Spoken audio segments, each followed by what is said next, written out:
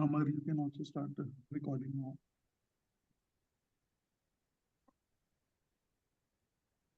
Puneet, it is directly showing me your control only, I think. Now it says pause recording and stop recording. Okay, okay. Something changed in between. Maybe I don't know. In general, you should be allowing some co-host also to do that. Let me check if you are still the co-host. Yes, you are.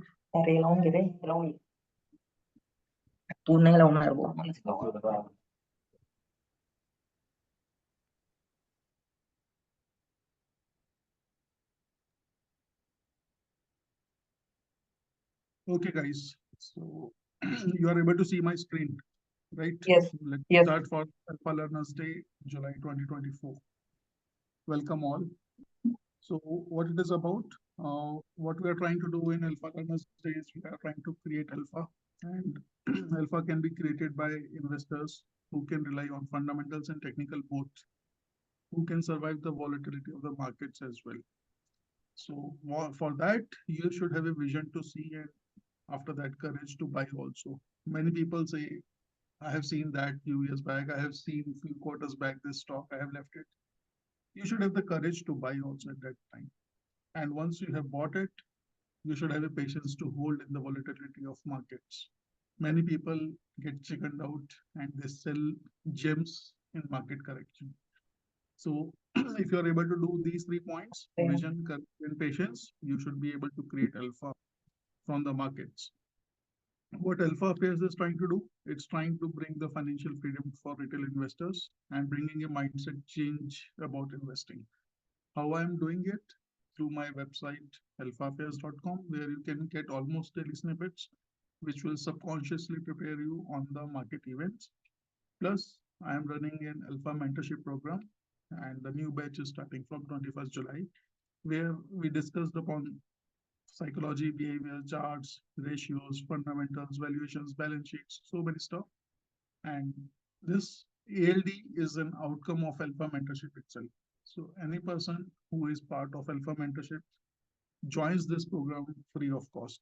So I have seen people joining Alpha mentorship and grown to a level where they became independent. That's the whole purpose here. So some of them would be presenting in these sessions also. So you can see your journey if you are a beginner, at what stage you will reach after a few years. So my email is alphaaffairs@gmail.com. You can just mail me for any queries, or you can reach me out on Twitter as well. Now, some of the people today have taken the road less traveled. And what is that road less traveled is? They are able to jump to analyze certain companies, both fundamentally and technically. We can speak a lot about companies, but while putting the thoughts on paper, a lot of people are not able to progress to that milestone. But as I see in the past, the moment you start putting your thoughts on paper, your thesis will become more clear and you'll be able to hold in the dominant if you are able to do that. So this day is to support them. This day is to make them more confident. This to make them believe that they can crack the markets further and they can stand with the big giants in the market. So our ALD session started with 28th October last year. Second session we did on January, and third session we are doing in July. You can see we have progressed over from 1 day to 2 days, and this time we are able to hit 3 days in this journey. So over the journey of 3 days, we would be evaluating almost 18 stocks. So let's appreciate all those who are presenting and wish them success. Keep the discussion to the point for all of them. Be critical but soft. Be on time so that we hit the right time frame.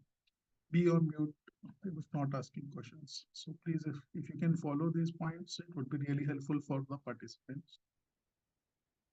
Format, almost 40 to 45 minutes for each presentation with Q&A. And if you have further questions, you can always connect with the same person through the chat. You can put your questions in the chat also, and more questions can be taken later in the chat and answered by the presenter. So that will help us to stick to the timelines. As always, we have the audience time fastest finger first, where there could be few quizzes and a gift voucher of 250 rupees for that. And for each quiz, you have to answer 2 questions correctly. If you have answered 1 question correctly and the second answer non-correct, you are not eligible. Both answers has to be correct and has to be fastest. This is our schedule. So we will be starting with Suraj today. He is taking an FMCG company. After that, it will be followed by Shekhar and Salesh in infra and defense. Then the afternoon session, myself would be talking about fintech, while Mithun is talking about defense and Amar will be talking about chemicals. Mostly for all the days, the timings remain same, 10 a.m. to almost 3:30, 3:45 p.m. But we'll try to stick to those timelines and possibly close a little bit earlier also if possible. So I'm really thankful to all the presenters. Without you, it's not possible to organize ALD. I'm really, really appreciating all those people who have put their hands up and coming in the presenters name list here. Thanks a lot, guys. Okay, so yeah, so we'll start with this and I will be handing it over to the Suraj. Can I share my screen right now? Yes, I will stop sharing and I will hand it Yeah. over for Suraj.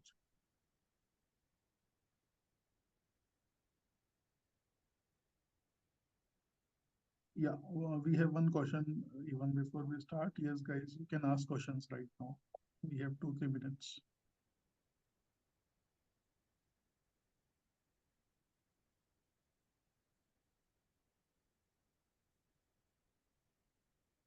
Is screen visible here? We? Yes, it is visible.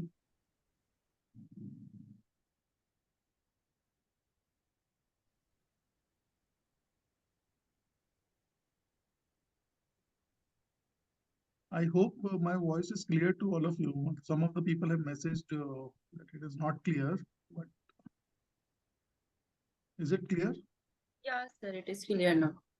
Okay, fine. Your screen is visible to me, Suraj, and I hope to everybody as well.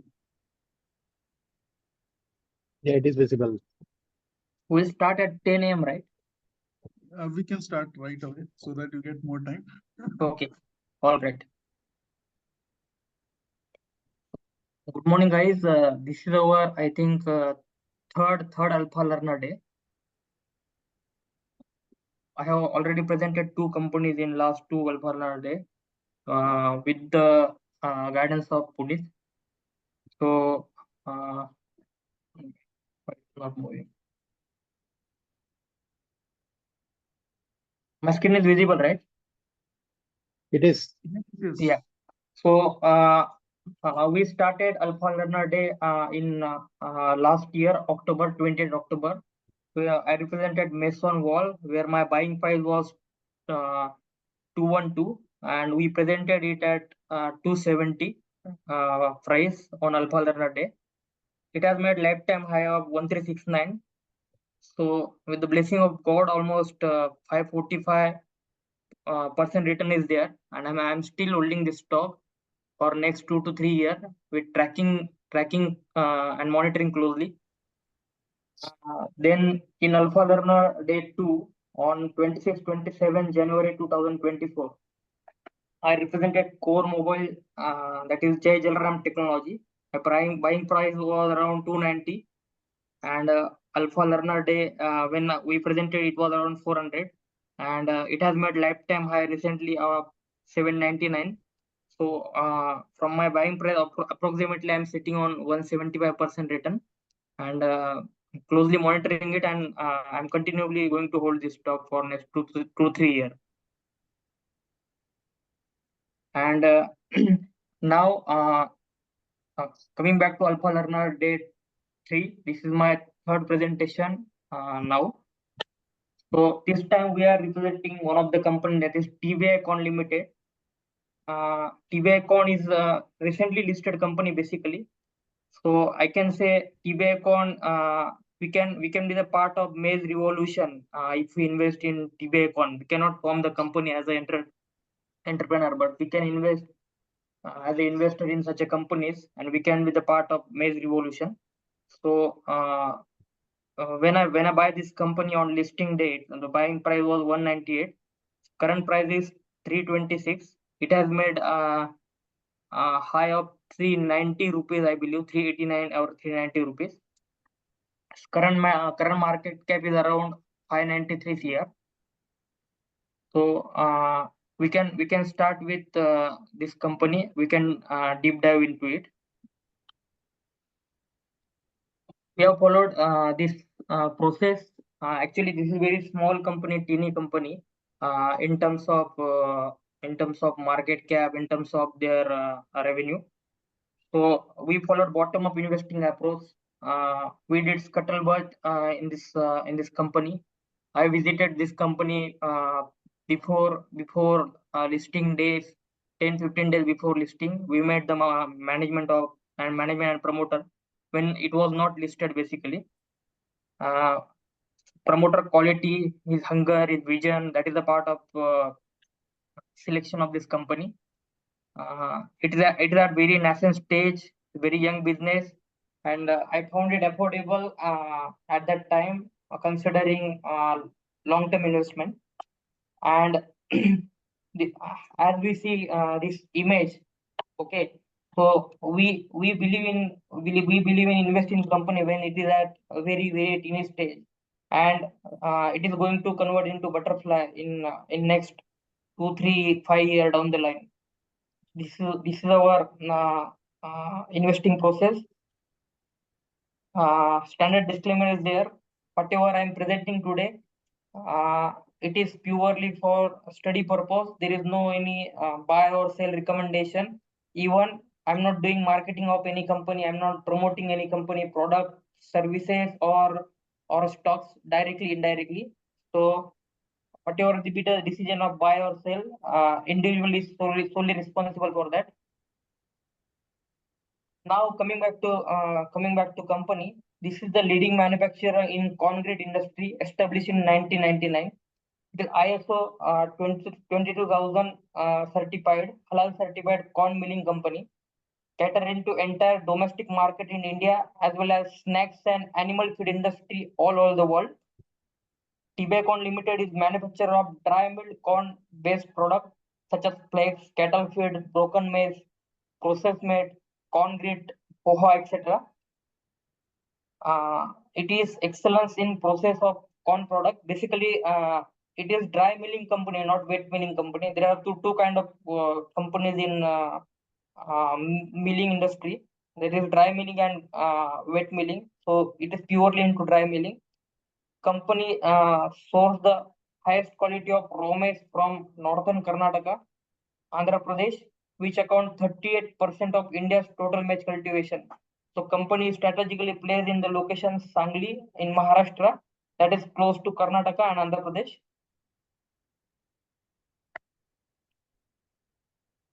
It has currently one plant and 4 units is running in 126,000 square feet area.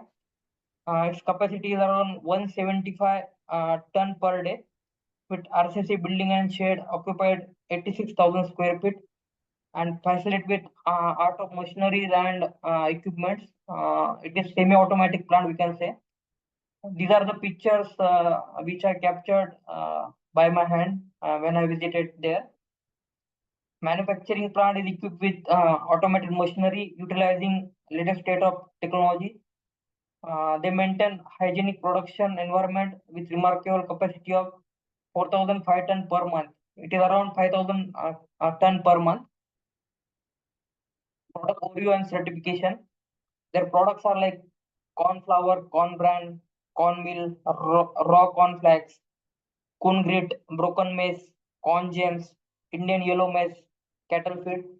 And certification, they have around they have certification like ISO 22000, USDA organic, Indian organic, non-GMO certification. This non-GMO is like genetically modified. In India, mostly whatever the food is there, Actually, Indian government have some norms.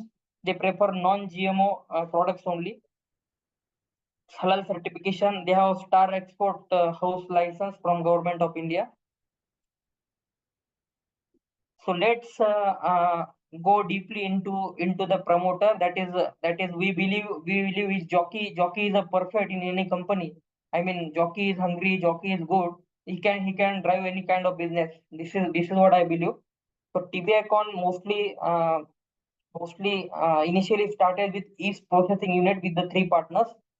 From East Processing Unit to Maize Processing Unit, company has gone through many failures and success.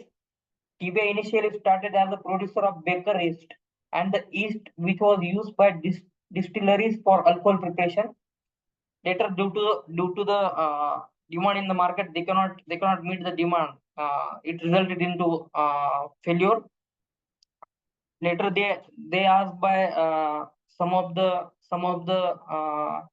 guys in the market to process raw maize, to give raw maize powder to them, which was successfully ventured. Then in 2005, in APMC market of Meerut, uh, it started acceptance of corn as a human food. Before it was only used for cattle feed only. So TY continued to work with maize processing thereafter, and there is no looking back. In 2014-15, huge increase in corn demand in snacks industry. Basically, in snacks industry, 30% 30% corn is required in require made of snacks like person and all. So in 2015, 14-15, there was huge demand of the snacks industry. So due to that, they start dry milling of corn. These are the steps of company from 1990 to 2015-16.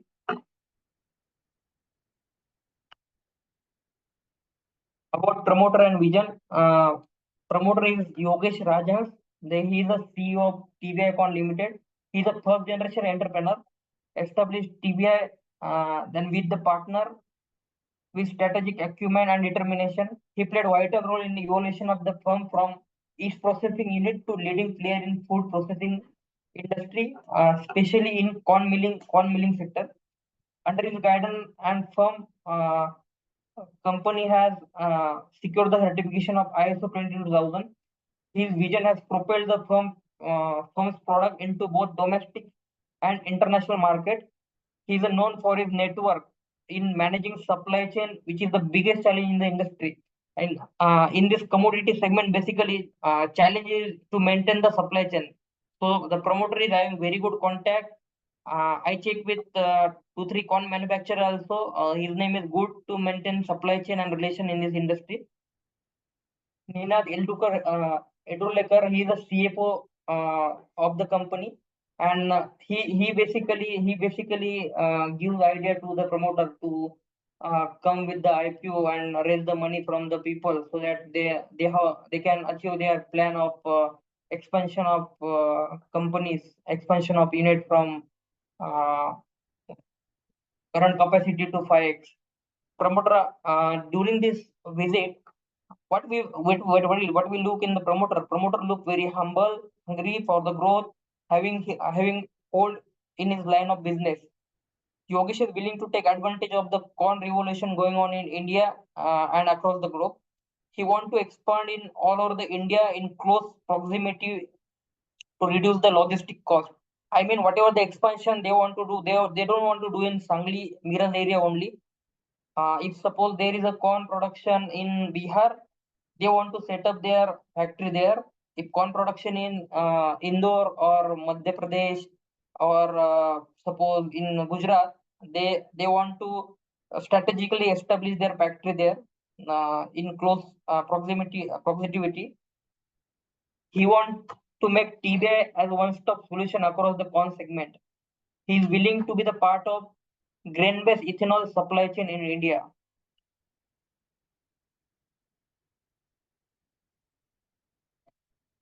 These are the major clients. He is a vendor and supplier to the IDD Limited Food Division, Pratap Snacks Limited, that is yellow diamond is their product. Client like PepsiCo, ITC Limited, Balaji Vapors, Kurkure, Haldigram. These are their major clients. Company having international presence in this region like UAE, Oman, Saudi Arabia, interlegal region, Singapore, Iraq, Tanzania, Yemen, Sri Lanka, Malaysia, South Korea. So a company is already doing export in this area. I don't have any data right now how much they are exporting, but as I remember the uh, communication with the promoter, I believe they are 15 to 20% they are in the export right now, and they want to increase it. So this is the manufacturing process of dry milling segment.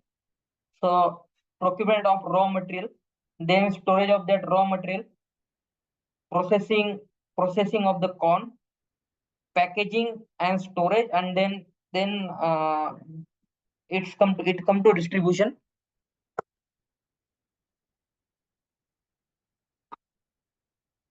Maize market size and growth trigger. Just 1 minute, guys. Just 1 minute.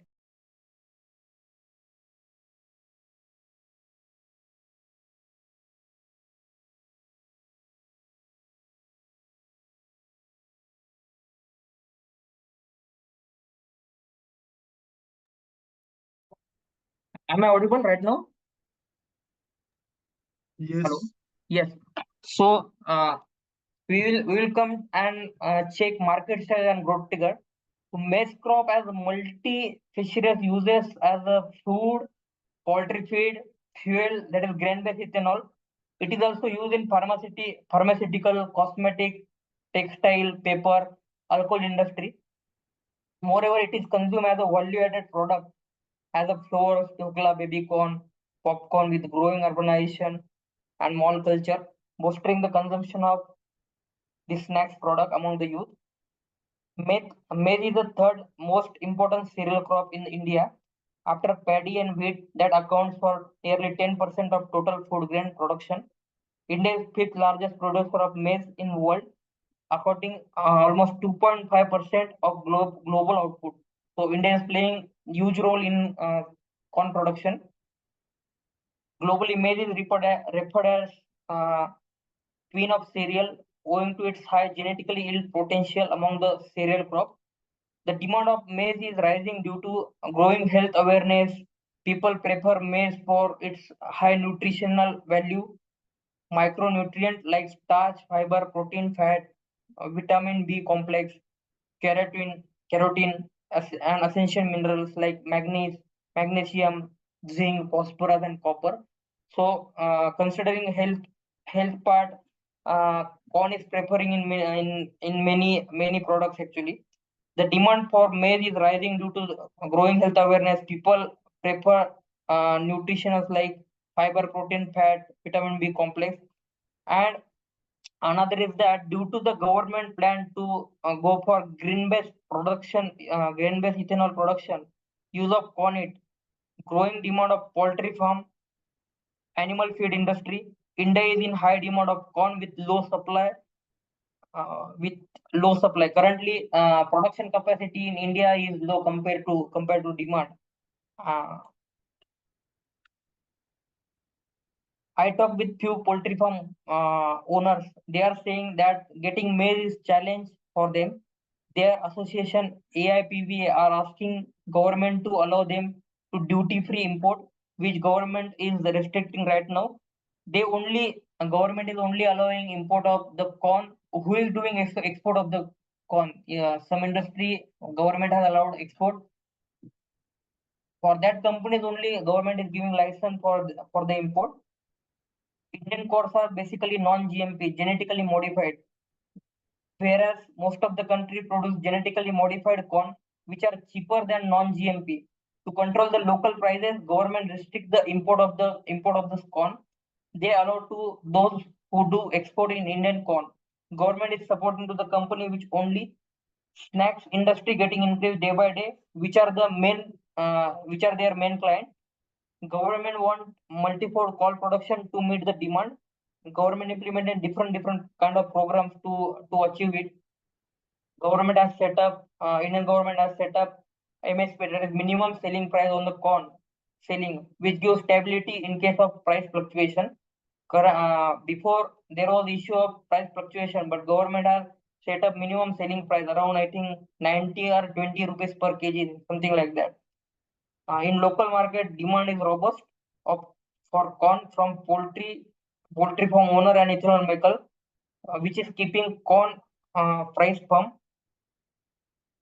Some screenshots are there which I captured through digital media. Government plan to procure more maize to ramp up the production of the ethanol.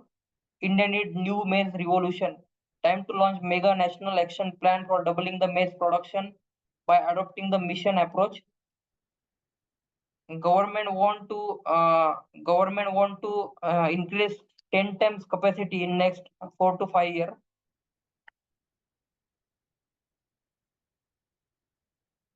To meet local production demand of poultry farm starch, now ethanol, Indian corn production need to increase at least 6 to 8% per annum, which is around 1.5 to 2 million tons per year. Considering average yield of around 3 ton per year hectare, either we need to increase yield or acreage under production. Indian corn export have almost ground to halt since December due to rally in local price on strong demand from poultry farm and ethanol industry.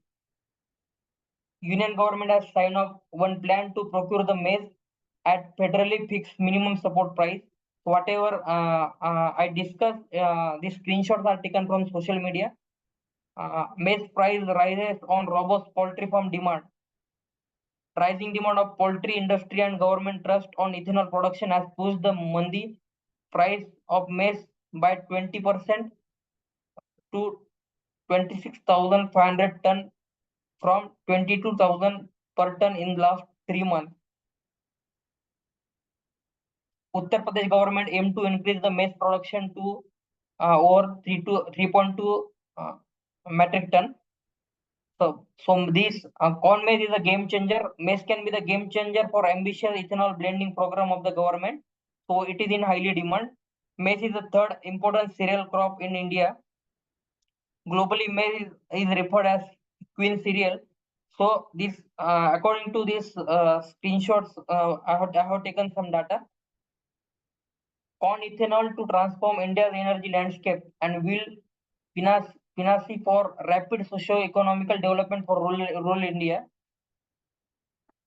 Now, if you see some data, Indian core market is valued at USD 1.2 billion in 2024. It is anticipated to project impressive growth in forecasted period by CAGR of 7.74%. These are some screenshots. So what are the key market driver for this corn requirement? Number one, increased use of corn in animal feed industry. This is the number of driver. Second is rising demand of corn-based ethanol. That is number two. Increased use of corn in food processing industry, in snacks industry. That is third driving point. Increase in awareness of corn in healthy food segment. That is another driver point in this segment. I did some scuttlebutt with some milk producer. Who is having cows for milk production. Met one of the person having 100 plus cattle. He is having milk business. Discuss about the corn with him. As per him, corn is the best source of nutrient food for cattle, improve their milk production. Considering now, as per his speed, this is feedback. Considering growing demand of milk industry, it is essential for big brand in milk industry to ensure to get good source of intake to their cattle, from where they take milk. So I can sense going forward, big brand in milk industry consider tie-up with such a company like big corn processor to ensure smooth supply of corn. they are raising awareness in farmers also to use this corn product. So in short, corn milling industry will play a huge role here. They may get good business from this mill producer like Amul and all. Now TBI growth aspect. TBI Corn Limited is a sweet spot of growth. Currently, they are having huge demand from customer. They are not able to fulfill demand due to their current capacity of dry milling. Few of their customers are behind them to set up dedicated unit for them to ensure smooth supply for their business. So currently they are in short. In short, no issue with order booking for this company. They are building their supply chain right now. Supply chain is one of the stronger points for TBI Corn Limited, considering their years of business relationship. PepsiCo is their biggest client. TBI want to scale up production capacity by 6x with multiple plants. TBI want to replicate current manufacturing model and set up 5 new manufacturing facility in different strategic locations that I have discussed in last 2-3 slides, which can save their logistic cost, procurement cost here, which will reflect in their bottom line of the business. Any strategic tie-up will help them to expand in low depth manner and speed up the production process. This is the most important point for their growth. They can become local supplier to the large client in proximity to their manufacturing facility. It will help them to get their existing B2B client. Plus, it will help to develop new clients. Current capacity is around 170 ton per day. In future, they want to expand it like 5 numbers of 120 ton per day capacity plant and 240 ton per day capacity plant, which is completely dedicated for export only. Few clients are there in international market. They are pushing them to put one dedicated export unit for them. So they are planning accordingly. Rising demand of milk sector, that is unorganized to organized sector. Milk sector is getting organized in India. That will help them to get more dedicated animal feed orders from bigger companies. They can cater to ethanol industry to supply corn and value-added products, or even if in future they may go for ethanol production. It will be the great revenue stream for them. It's depend on company as per their vision. It's my own understanding. They may get bigger contracts from ethanol producer, and they may even go for ethanol production. So these are some short analysis of the company. What is the strength? There is strong demand surplus the production capacity of for products. Abundant supply of raw material exceeds the production capacity. Surrounding region in Maharashtra and Karnataka are known for high quality of corn. Stronger customer relationship built on cost saving information sharing. Consistently increase in trend in export sales. Reputation of optimal balance between the rates and quality. These are the strength of TBI corn. What are the opportunities going ahead? Adoption of automation offers benefit like waste reduction and cost saving. These are the opportunity which can reflect in their bottom line. Attraction of quality conscious client, including multinational companies, international market. Exploration of ethanol production for enhanced byproduct and value addition. That is another revenue stream they are targeting right now. Emphasis on value addition to byproduct through venture like maize oil, maize cake for various markets. Significant opportunity in cost reduction by relocating closer to the corn production and client location. Shipping ports across the India that we have discussed in previous slide. So weaknesses are like existing facility lacks automation, relying heavily on manual processes. Absence of dedicated R&D team, that is their current weakness, where they are focusing right now. Miss opportunity to enhance byproduct for increased market value. Limited fronts are right now which are their one kind of weakness. What are the threats to the threats here?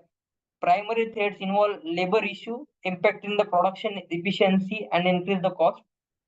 Vulnerability to manual labor reliance expose the TBI to potential drop in the production effectiveness. Agriculture nature of the corn exposes the company to naturally calamities and abrupt climate shift. So what are the resilience here? Resilience against the commodity price fluctuation. TBI look different approach here. They maintain higher inventory level based on customer needs, avoiding price spikes and ensuring consistent supply. Additionally, they diversified their market across domestic and export sector, making them less vulnerable to the market fluctuation. Government set minimum selling price on the corn, so expecting less fluctuation here. Current fundamental, like current market is 593 CR, current price is 326. Their ROC is almost 31%, ROA is 60%. Their debt to equity ratio is almost near 1%. Sales growth is 37%, profit growth is 58%. Their March 23 they have achieved sales of 115 CR, and recently they have declared the result, and in March 25 they made 158 CR as a sales. Last year profit was 6 CR, and now they are having 10 CR as a profit. Considering fundamentals of the company, company that very nascent stage, okay, and in nascent stage, I think as per my thesis, I look into the promoter and tailwind in the sector, where that is I found that corn revolution is going on. That is a tailwind. Promoter is good, so fundamental can be catch up in later in SME and small micro cap companies. Basically, this has happened with a lot of companies. If company will increase capacity by 5x, expecting revenue of 700 CR in next 3 years, with 7% margin, we can say it's 50 crore PAT. With conservative 40p, considering tailwind sector, expecting minimum 2000 crore market cap in 3 years. Considering corn revolution in India, around the globe, corn-based ethanol tailwind, cattle feed growth, growing snacks industry, it can do even much bigger if company opens some strategic revenue stream going forward. So whatever the estimate I have given, it is according to current plan, current capacity. In next 2 to 3 years, company may go for some different revenue stream that can be added in revenue, and some strategic business proposition will add their PAT margin from 7% to 9%, 10% in future.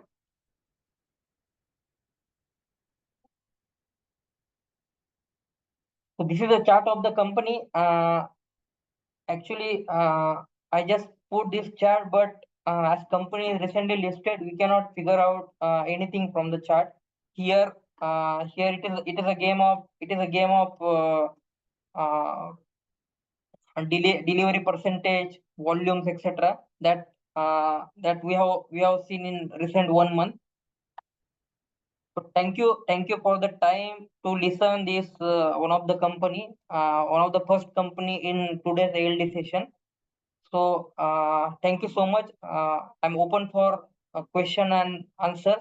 Whatever data I have collected, whatever limited knowledge I have about this company and industry, so I will try to share it. Thank you so much. Over to you, Puneet.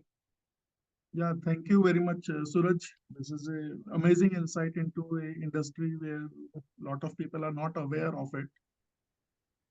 So thanks a lot.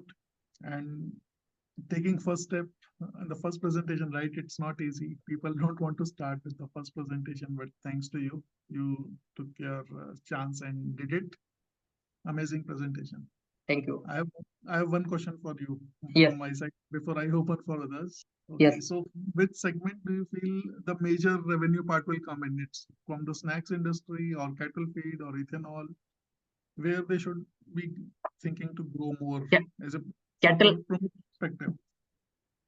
cattle feed industry and ethanol production. Okay. Yeah. Great.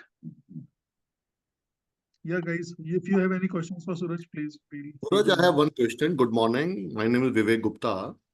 Good morning. Suraj, what is the percent? Have you done some study on what percentage will go into ethanol and what percentage will go in cattle feed? Any percentage of total production? No, actually, currently, they are catering 36% to snacks industry, Okay. 40% to this cattle feed industry. Okay. Okay, and ethanol production right now they are not supplying anywhere. They are planning for it actually. Okay. Okay. Noted. Thank you. Yeah. I have a question, Suraj. Well done. Yes. Thank you so much. Who is there? Yeah, this is Murli here. Sorry, this is Murli Yes. here. If genetically modified corn is allowed in India, do you think it will help this company with ability to procure a lot more So corn? actually, you check any agriculture sector, genetically modified products are not allowed in India. And if government allowed it, there will be a price fluctuation in the prices, because genetically modified crops are very cheaper than this non-genetically modified Organic. crops. Mm. So these But are the assuming reasons it they are happens. putting restrictions actually. Yeah, but what if that happens? Sorry, What if genetically modified corn is allowed? How will it impact this company? how will it impact to this company? Mm. Suraj, Actually, let look, me- thing is that these companies is into export segment only right now. I mean, these company, the TBI corn is into export also. So if you check on Google or somewhere, genetically modified crops are allowed to only to the company that is into export segment. And your question is like that, if it is allowed to everyone. I have not studied for that. I cannot answer right now. I will deeply look into it and I will come to you.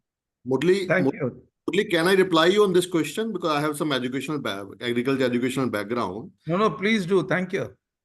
This genetically modified crops, government government will never allow to be imported in India. Because this is kind of, then Indian market will be flooded with cheap crops from worldwide. Countries like China, countries like Bangladesh, from Pakistan and all this. So they need to protect the domestic farmers. Exactly. So government will not allow, as Suraj said, they will allow only in case of the unit is using it for export purposes. For domestic market, it will never be allowed. It will I lead think to genetically modified cotton is allowed in India now. genetically modified cotton is allowed for the units who are exporting it, who use exporting the cotton fabrics. I mean, Pakistan से लो और US को supply करो ऐसा. You can import from other countries genetically modified crop, then For the sake of export. make the garment or fabric out of it, then you need to export it, not for domestic use. That's why government is want to increase corn production by 10 times. They may easily go for import, right? India is going on Atmanirbhar concept. So government is trying to minimize the imports. That is one concept they are working on it in all aspects. So this much I know, I can reply this much. Thank you. Oh, thank you. Thank you so much. And very well done, Suraj. I can see a lot of hard work that you have done in this. Thank you. Thank you. Thank you. Yes, Suraj, good morning. Yogesh this side. May I ask one query? Yes, please. Yeah.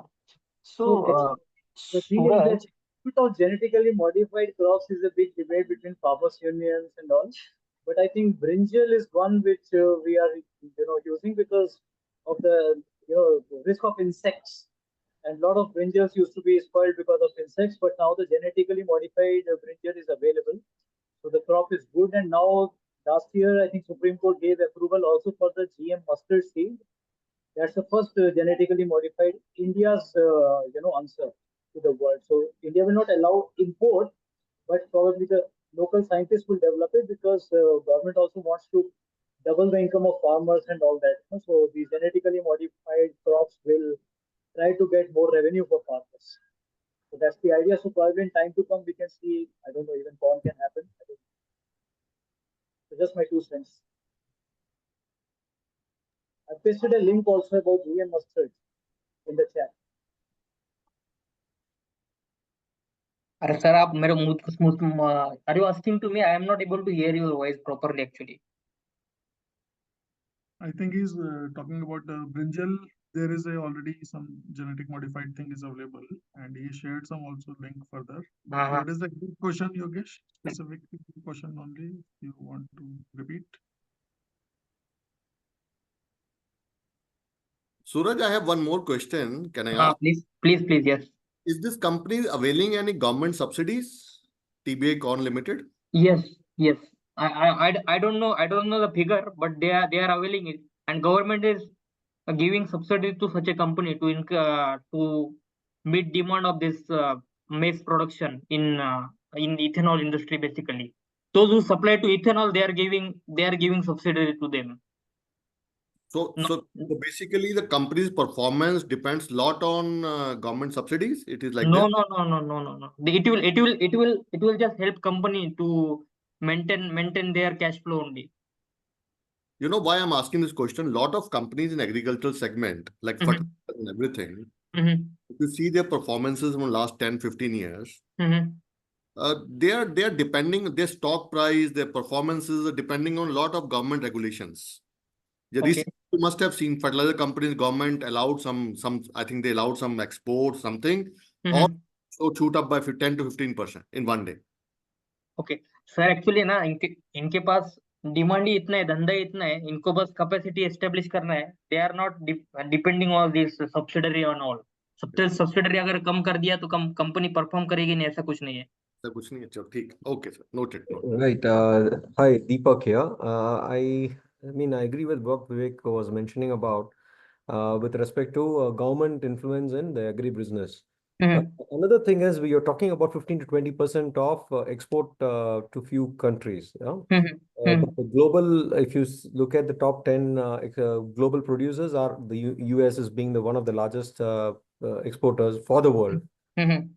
So being there in that tough competition, and your other part is the MSP, which you're talking about, where the value add which comes in for the score, for raw material from where they can produce.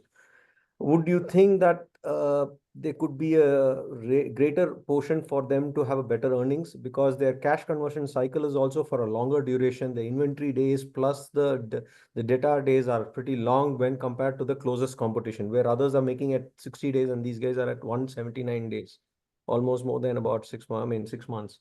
So how do you see that as a great value add for the company earnings?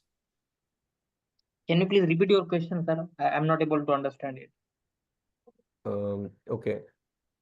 I put it this way. One is when you see the raw materials they buy is the agricultural, where they're dependent. One of your 2 slides when you mentioned about MSP, where they have a longer duration, where they get at a very firm rate, at a rate that they can very well defined. One is another debate where MSP itself is another question which government is trying to restructure that. So that I'm not getting into it, but that is one part. The other part is when you 15 to 20% of export to the other nation, getting raw material from here and then export. The challenge is there are large countries, the top 10 producers of corn in the world. If you see, India doesn't come in any spectrum of that. You know, the US, Brazil is being the largest exporters.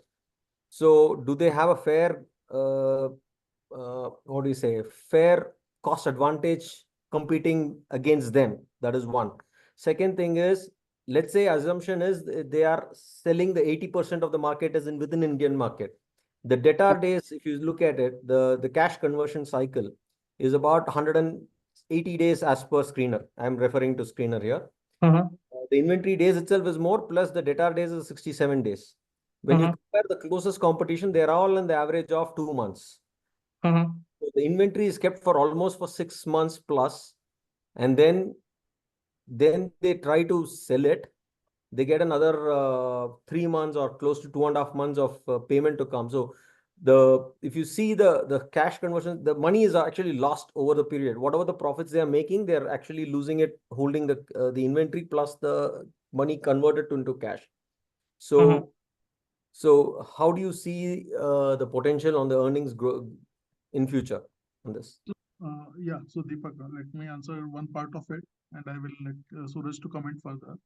So holding inventory is part of their strategy, because corn is in supply, so they need to hold it. So we need to think of it as a business, basically, where it's a business requirement as of now, and it has an impact on the cash flows, no doubt, but that's how the business is, and it will remain so. It will not change easily from that perspective.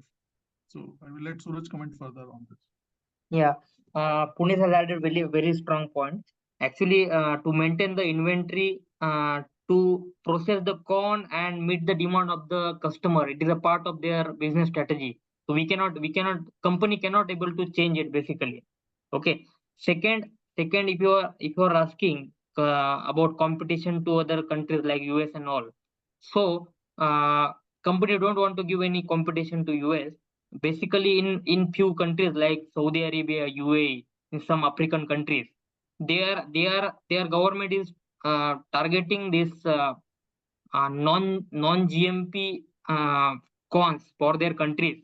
So in this is my scuttlebutt with TBI corn, that they may start their production capacity in Saudi Arabia and UAE, and from them they are going to supply it to African market basically. So competition is not an they don't want to compete with anyone. They want to go with their strategy to this Gulf region. And if you are asking about this cash flow conversion and all, I need to look deep into it. I have not studied in that point of view. I will check it actually. Okay, but great insight on the information what you shared. Yes. Thank you. Yes, I have Suraj, a question, Suraj. Yes, please.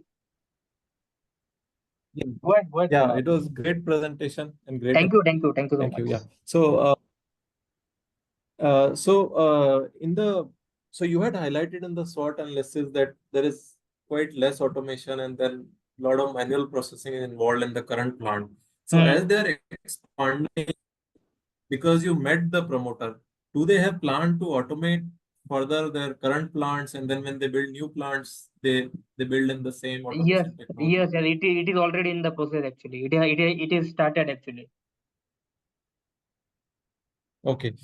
Another question I had is, see, the corn demand is increasing, so the production will increase. Definitely, the middle processing industry also will have higher demand, but it is not directly correlated, or is it directly correlated? I don't know. That part I didn't got much, because there's a lot of focus on increased demand on corn Sir, consumption. corn cannot be directly taken from farmer and used directly. So it has to be processed. Even in corn, even in internal production, they need corn grit.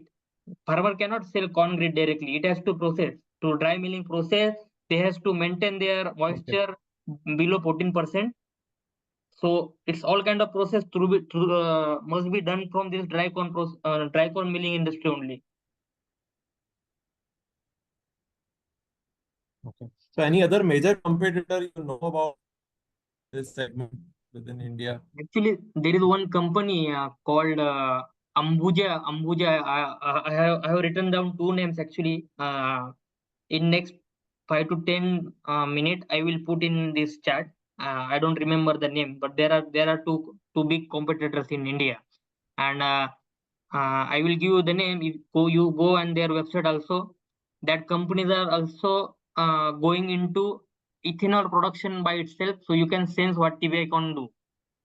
You cannot see TBI corn as a supplier only. This kind of business shift is happening in India in a lot of companies. One is Greenspan from Gujarat, PV Sons from Pune, and I remember one name Ambuja, something like this. I will put in the chat.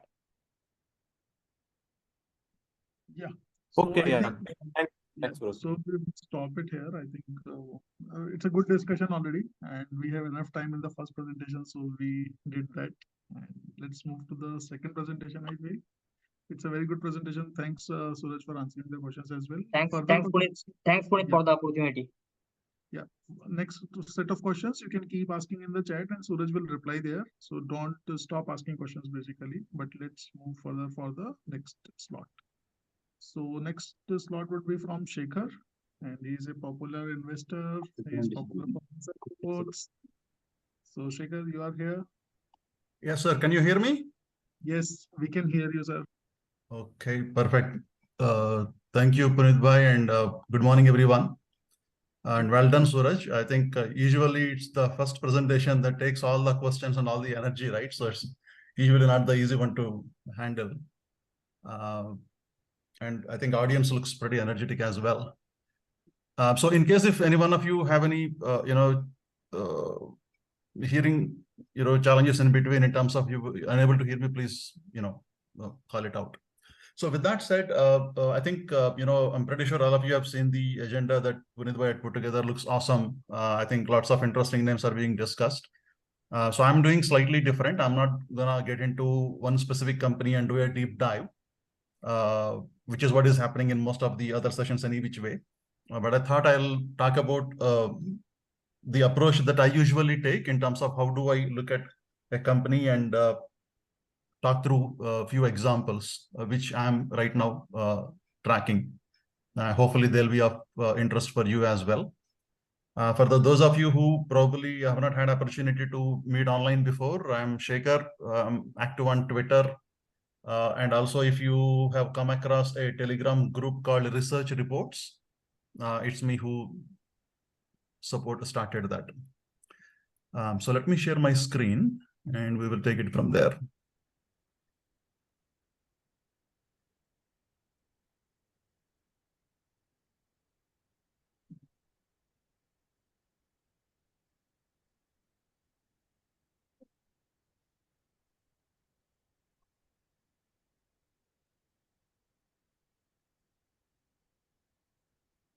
Yes, sir, it is visible. Okay. Yep. It's visible? No. Yes, it is. No, I think is it visible in the slide share mode or just in the PPT mode? In the PPT mode. PPT mode. Okay. Yeah. So you know what, I think I was trying to open the slide share mode that for some reason gave me trouble. So let me just circle back.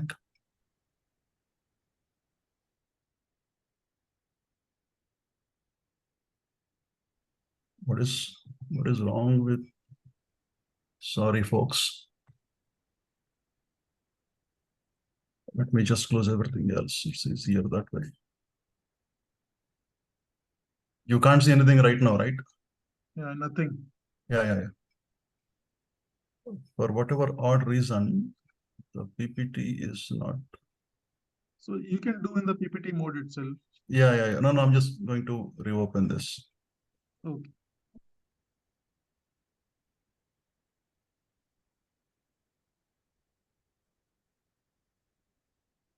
Okay, so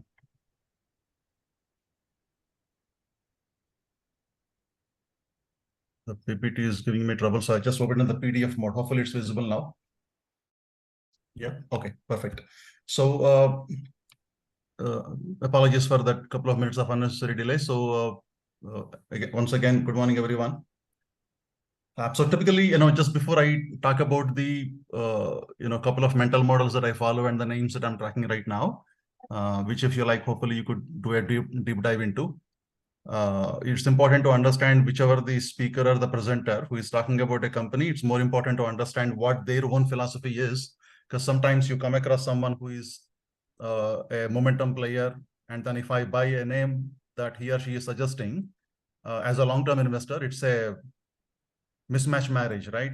And likewise, if I am a guy who can't see red in my portfolio at any point in time, if someone gives me a pessimistic play, then that's not a right marriage as well. And hence it is very important every time to understand whoever is speaking about an idea, what is their investment philosophy, and does it align with my investing philosophy, right? Sometimes idea could be wonderful, but investing philosophy is different, then it's not going to work. Probably most of you might know, there is a gentleman named Suresh Tbon, who is on Suresh K. His name appears on Twitter, one of the very popular handles for the momentum play. Good friend of mine, just lives about a few kilometers from my home. And then he is someone who has done 60-70 CAGR over the last few years, multiplied his portfolio probably 10 times. So we kind of talk to each other almost on a daily basis, if not verbally, at least on the chart. But then his investing philosophy is entirely different from my investing philosophy, right? So sometimes I give ideas, he says, you know what, this is bullshit. That's it. So that's the context I wanted to set, that it's important to understand the background and backdrop of whoever is sharing the an idea for further study, that it is important to see their point of view before you get to see if it's a good match for you or not. With that said, let's go to the first one. So one of the most common things that I actually look for is in any non-sunset sector, is there a company with good and ambitious management that is currently going through certain transition or going through certain interim challenges, right? This is not a pessimism play, by the way. A pessimism play is something that typically you look at, the sector itself is kind of going down the hill, for example, chemical sector or things like that. And then you identify one of the top leaders there, then sit on it for 3-4 years, and hopefully it gives you turnaround when the sector turnaround starts, right? But what I'm talking about is, at any point in time, there is a bull market and there is a bear market, both happening at the same time, right? So within the bull market, you will find some bear opportunities. Within the bear market, you will find some bull opportunities. So that's the marriage I usually look for. So here are the 5 points that I'm pretty sure you would have read through already. Typically, I look for where you get to identify when not many are interested, and then when you have the patience to sit on it for a few quarters, the turnaround starts, and then you have the patience to ride it for a couple of more years, you have a multi-bagger on your hands, right? It's obviously easy saying this than practicing. But here is a company that I'm tracking right now, which fits into my framework in this particular fashion. So let me start off with the most important point that I look for in any company is the management quality. Obviously, we see, the CG issues every now and then in many of the companies, and a lot more so in the smaller companies and microcap companies. But that's the reality of it. Now, that said, this company, I used to have it when it was around 350, 400-ish. Then held it until 1300, something like that, I think. And then booked out. I think it went further up from there and then came back down. But the interesting thing that happened, and when I did that, that was more of a, understanding or getting the idea from somewhere and then reading about it and then investing. Nothing to do with, me meeting the promoters or anything. But interestingly, after I done with my first round of investing in the permanent magnets, what had happened was we were in Mumbai sometime last November, if I'm not wrong, attending Alpha Ideas event. And then post the event, some of us were catching up for the dinner. And then, as you start interacting with the new, friends you made during that event, I came to know that there is a gentleman who actually knows this family quite closely, right? Family friends. And then, one point led to the other. So we were talking about this company a little, deeper. And then at some stage, I asked him, then you should have made, millions, because you probably would have known about what's coming up when this company was around 150, 200 rupees. He said, no. I said, what do you mean? Your family friends? He said, the beauty about this particular family is that it doesn't really matter who it is. They will never, ever discuss about the company prospects or the undisclosed information with anyone at any point in time. And I said, we are friends with them for years, and I've never seen they talking about permanent magnets anytime with me or with my dad, because this gentleman I was talking to was probably in late 20s or maybe early 30s. It never happened, right? So that sparked a thought in my mind. Okay, you know what? I think this is because it was relatively easier for me because I obviously invested in this company before, and hence now this is an additional point that you register. And then subsequently, I always keep track of at least most of the companies that I've invested in the past. I do keep track of some updates every now and then. And then the reason why I'm interested now with that promoter ethical story being discussed is they ran into trouble over the last 3-4 quarters because the EV demand had gone down, as we have seen it across the board. Right from Tesla to most of the EV companies around the globe were struggling. Of course, in India, Tata is doing well. And someone had a question? Okay. So while in India, EVs were doing reasonably well, around the globe, not so great. And then obviously the implementation of the smart meters was also delayed, which were to key bread and butter for permanent magnets to get their revenues from. And that had a hit on their growth. And hence company didn't really do well in terms of the growth projections that everyone thought they would. But then what also happened is during those quarters where they were actually not doing so well, they also put some interesting strategies in getting into the rare earth magnets, and then more importantly, the super or the special alloys, which are made with the nickel and cobalt, which are used in very, very complex applications. I mean, the sector that promoter also talks about is defense, but I don't want to add a defense word another and create some story around it. Not only defense, it goes into most of the other applications. But defense is something that the promoters are trying to push through. But the key here is you look at these smart meters, or you look at the sensors for both the current sensors or the non-current sensors. They have certain lifespan. They range anywhere between a couple of years to 9 years. In fact, some of you may also have experienced at your homes wherever you have these smart meters installed, or instruments, if not the smart meters the way we see today. At least in my community, they get changed every 6-7 years. There is a new instrument that comes up, new technology, more simplified version, whatever. And hence you always need to be on your toes, working with your customers, right? And then if one of your customers is not smart enough to upgrade their own version, for example, let's say in this case, permanent magnets support, they supply to HPL and GNS and bunch of other smart meter companies, right? So let's say if one of my customers is not doing well for whatever odd reasons, then obviously I'm in trouble, right? So you have those kind of dependencies, especially in products that are that have a typical lifespan. Now the point where what I really got me interested into permanent magnets once again is their alloys business. So I think we should see some of that revenues flowing in now. This year, about 10%, 10-12% of the revenue should be coming from super alloys or special alloys, what they call.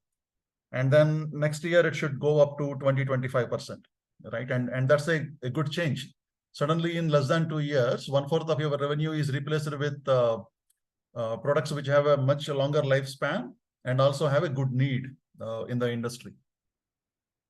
So that's what got me looking at this company once again. Now, the similar framework that I've applied, the same point that I've applied about a year year and a half back. And that's where I found Good Luck. And obviously Good Luck did well. I think it still has a long story to go, while right now it's in terms of it's going through consolidation for business, in terms of business as well as technically. But I do see permanent magnets as an opportunity there. I think I'll limit the story here. But the good thing about this company, I'm pretty sure most of you would have heard about this one any which way, is the management does pretty open, honest con call. So, if you go through the latest con call, you will get 80 to 90% of the story around what this company and what it can do, what it can't do, right? So I don't expect this company to perform miraculously in FY25. I think they will still continue to have this growth challenges and margin struggles, unless, of course, smart meters implementation picks up pretty quickly. But I don't see that happening right away. But like I said, this is the kind of a mental model that I apply, where I have the patience to wait for a few quarters before the story starts, and then you take the ride, right? That's one. Let's go to the next one. This second mental model, obviously, I'm pretty sure all of you are familiar with the mental models, but if any one of you are wondering what the hell am I talking about, typically it's just nothing but a simple framework that you define, which you are comfortable with, right? So for example, there is a popular mental model that many of the momentum traders play called PEED, that they play right at the result, during the result season. I mean, we are in that season right now. So bunch of my friends, they play this PEED game, where any company that's posting fantastic results with a good growth guidance, they immediately buy it on the day of the results, because on the day of the results, the company would have gone up 6%, 7%, 10%, but they buy it. Why? Because typical mental model of PEED says that a company that's posted good results and has a good growth guidance for the rest of the quarters will give you at least 50% returns, typically. It may not be true in every single time, but if you take a 70, 80% of the companies that have posted such results, they'll do that 50% plus sort of a returns, right? So it's a mental model. Some people are playing that. So likewise, there are obviously 15, 20 popular mental models. So that's where this comes into the picture. Now, the second one that I do like is a company that is going up the value chain, right? Obviously, we keep reading about the companies, how they are doing the forward integration, backward integration. That's where the story is. So Aarti Industries, which was one of the darlings of the 2021 bull run, gone through a lot of struggle in the middle of the years, just like every other chemical company. But now they're back to the limelight for the last 6-7 months, because they have done a lot of forward integration, right? And hence you are going up the value chain. Naturally, you have a better margin capability and better customer outreach. And I'm pretty sure there are many companies that each one of us can find out when you apply that simple approach. Here, the couple of pointers that I would typically validate. I mean, not every company that does a forward integration or a backward integration can be a super success. There's no guarantee like that.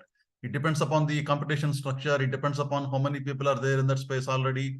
It depends upon what is your cost. Are you the lowest cost producer or not? So some of those things also need to be factored in. When you factor those in, here is another interesting name that I've come across.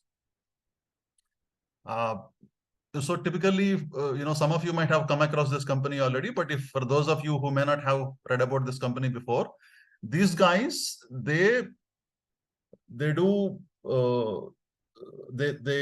facilitate the sale of various equipments and vehicles, firefighting vehicles or the rubber removal vehicles, and also the equipment that is required in those vehicles, right? So it's more of a commission basis. I help one of the guys sell the vehicle, I take my commission. That's been their story for most part. And what they have done is, while they were doing this business, they have also put in enough heart into it to understand how this business is actually run, how this entire story works. And that gave them enough confidence to take that risk now, where they have setting up the manufacturing plant in Bangalore, where they are actually going to now do some bit of assembling as well as some bit of manufacturing, a combination. Right? So that's a major shift. If so far, all I'm doing is, I facilitate sale of your vehicle or your equipment and I make some commission on it. From that point to where down the line 2 years, I might actually be delivering 50, 60 vehicles, which are assembled and manufactured in my own space, right? That's a major shift. Now, there is no guarantee it's going to work, right? I mean, everybody may have ambitions. It may work, it may not work. But the reason why I am kind of betting on this one is because of the limited competition. I mean, most of this equipment is even today done in done abroad. American companies, Italian companies, many of the European nations. That is one reason that there is a limited competition. If tomorrow Tatas want to get into it, or BEML want to get into it, or if Yes want to get into it, yeah, it's a possibility. They may get into it. That's a possibility. But I don't see so many big players getting into this one because it's a niche space. If I'm Tata Steel, and in an ideal world, there should be no other steel company doing business in India, right? But that doesn't happen. Why? Because there is always niche areas where you have specific needs that smaller companies support. So that's the same story here as well. So this has two advantages. One, limited competition. And second, more importantly, is this is a proxy for the growth of the country. If we believe that India is here to continue to grow for the next 15, 20, 30 years, and our GDP would continue to grow, our manufacturing bit would continue to grow, our per capita, the GDP per capita would continue to go up. If we believe all that, then this is one of the wonderful proxies, not from the consumption point of view, but from the pure play back-end growth point of view. Why? Because you're going to have so many airports, you're going to have so many train stations, which we are seeing as we speak, right? I mean, the plan is to build 100 more airports, right? When it will happen, then obviously, I don't know. Not everything will happen on day one. But likewise, you will have so many communities coming up. That is one part of the story. The second part, how ready are we? For example, let's say you take a fire equipment or firefighting vehicles, right? How many of you come across a firefighting station or fire station in your neighborhood? How often do you come across, right? I mean, you ask that question, you will get the answer. Not many. In most of the developed countries, in about 5 minutes, max 10 minutes, a fire engine will be at your place if you call for a fire accident. Whereas, and I live in one of the reasonably developed parts of the Hyderabad city, and naturally I go out because I work. I don't even remember seeing a fire station in my drive around within my vicinity of 10-15 kilometers. I don't even remember where it is. Right? So there is that piece that that's going to come into the picture as the more and more growth happens in India. This kind of a safety stories will start coming in. For example, we are seeing a lot of regulatory push on the water bodies and sewage plants and whatnot, right? So likewise, in a couple of years from now, the safety part of it will come into the picture, because we are talking about now 40-story, 50-story, 60-story, gone are those days where apartment used to be five stories, right? Now we're talking about 15, 20, 30, 40. So naturally you need the safety equipment.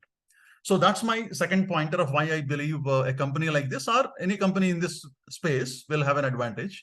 Now, is this the company that's going to succeed or not? That I think we need to go back to our own individual conviction, but here is an idea for you to look at. Couple of past names that have played in this space is more, focus lighting. I picked it up when they were doing a similar thing where they used to be mostly a traders. And then eventually they got into the manufacturing, they got into the JVs, they got the technology imported, whatnot. And today we know focus lighting is one of the niche lighting players, and they have a long story to go through. And likewise, the Sri Ganesha Remedies, which is, I've been tracking this for 2 years now, which has been continuously upgrading and upskilling their own value chain. And I'm sure there are tons of other names that you are also familiar with, which are growing up in the value chain, and that leads into your growth as well as margin expansion. So that's where I believe this company is an interesting name. It's a SME, so please keep that in mind. SMEs can always give you 50% heartbreak as much as they give you 5x pleasure. So you have to keep that in mind. Third one, quickly, interest of time. So the regulatory driven special situation. I mean, we have multiple special situations. If you follow Tariq on Twitter, he's a veteran of playing the special situations. One of the most recent ones that he spoke about was Raymond, for example. which if you were tracking, you would have seen that this past few days, finally that thing happened. Likewise, Neil Bahal from Nijan is popular in the PMS world space to play the special situation. So there are lots of special situation scenarios that come up, right? Some are one time, some are recurring, etc., etc. But the typical special situation that has a good story is the regulatory driven, right? So, if I'm pretty sure many of you know this company, Eco Recycling. Eco Recycling was languishing around 100, 110 when me and my good friend from Pune, when we were holding it. We held it for a long enough time, and then but the company did nothing. I mean, the price movement did nothing, right? It's the same company. And a month or 2 months later, Government of India says, I'm now introducing this policy for electronics recycling, laptop, whatever, that's it. The company since then, nobody's able to catch. It's been a 7x or something like that in the less than 1.5 years, right? Why? Because regulatory has that kind of a confidence that gives the market, that it's a regulatory driven, and hence this cannot fizzle out in a day or two. Whereas some of the other special situations, they may fizzle out. You don't really know. The business may change their mind, the promoters may change their mind, so on and so forth. And hence, typically, in a special situation story, I choose to go towards a regulatory-driven special situation, right? So that said, I'm pretty sure some of you might have read the below paragraph there, and probably you're guessing the name as well. Let's go to that name, Swan Energy. Recently, this was talk of the town, I think, last week when it was hitting a few upper circuits after the news broke out that BlackRock entered this company with some 1.5% stake, spending probably more than 300 crores. Sorry. Okay, no, if you go back to the history of this company, a year and a half ago, 2 years ago, not many would have liked, textiles, real estate. Those are not the kind of sectors that you would want to be associated with, right? I mean, they are not structural in that sense. But I think what is changing, obviously, is they have acquired Reliance Naval, which is Anil Ambani's company.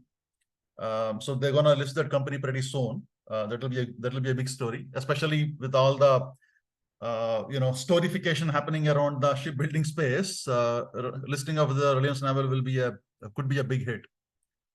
Plus, of course, there is a genuine need for shipbuilding any which way. That is also a focus area for the government. So that is there. And then there is a LNG terminal, the floating LNG terminal that's coming up. The LNG, that story is going to continue for a long time. It has to be one of the alternatives. Naturally, there are a lot of subsidiaries, but one of the subsidiary called Veritas, that subsidiary itself had a probably 7-8x run, I think, in the last 1 year, 1.5 years. And if you look at their own parameters, that one subsidiary, whereas I'm talking about, it is still undervalued, even at this price, even after 7x, 8x run, right? So there are so many good factors in this particular business is where I'm interested in. But of course, the antithesis is that typically whenever you have a company that has plenty of subsidiaries doing multiple businesses, that creates too many moving parts, and hence at any point in time, you always need to watch your back. You never know which moving part will fall. So that way there is that bit of risk. There is no doubt about it. But having said all these reasons, the number one reason that kind of got me excited is the point that I mentioned in the first column or the first row. So there is a regulation that typically after certain age or whatever the permit a given ship has, after the permit, those ships need to go through the shipbreaking thing. They have to be dismantled. And what typically happens is this dismantling used to happen in European nations and even US until a few decades ago. But then they are so dangerous to the environment and as well as to the people who are working in that particular space because of the pretty stringent chemicals you need to use, the process you go through, the amount of iron that is involved in it. Obviously it's a massive, right? Anything can go wrong. In fact, people die during every ship dismantling. People actually die. Literally, they die. It is that sort of a dangerous place. And hence the European nations, as well as most of the European nations and the US, they didn't want to put it in their own backyard and cause damage to their own citizens. So what they started doing is outsourcing it for the last couple of decades. So it happens in Bangladesh, it happens in Pakistan. I mean, it used to happen in Pakistan. I don't know right now if it is still happening. And obviously India is one of them.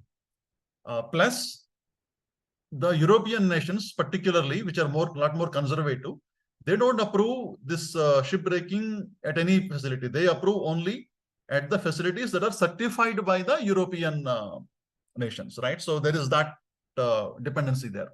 So when you factor in all of this, and then a typical estimated number says that there are about 1,000 ships that need to be dismantled over the next few years. That's a huge number because each ship takes a lot of time. And there are only handful number of players who actually have the ability to do it. One of them is naturally Swan Energy, thanks to their Reliance Naval acquisition.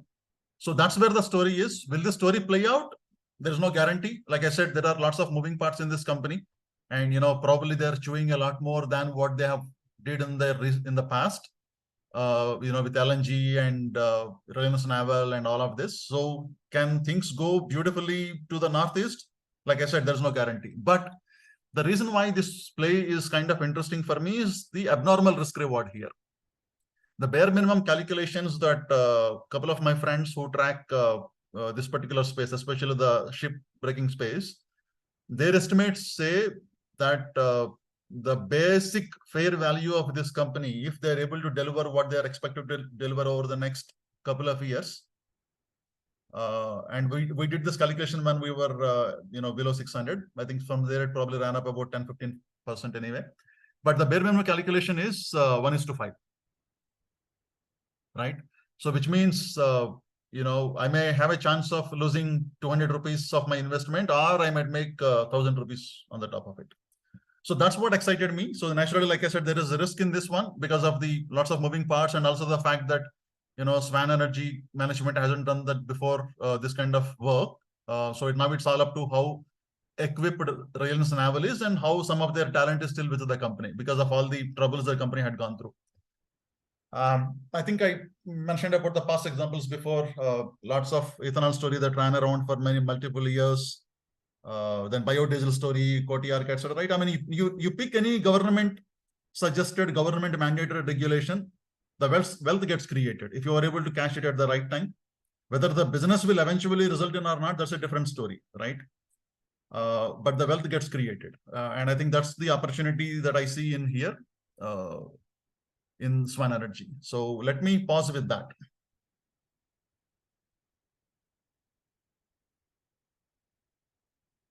If there are any questions.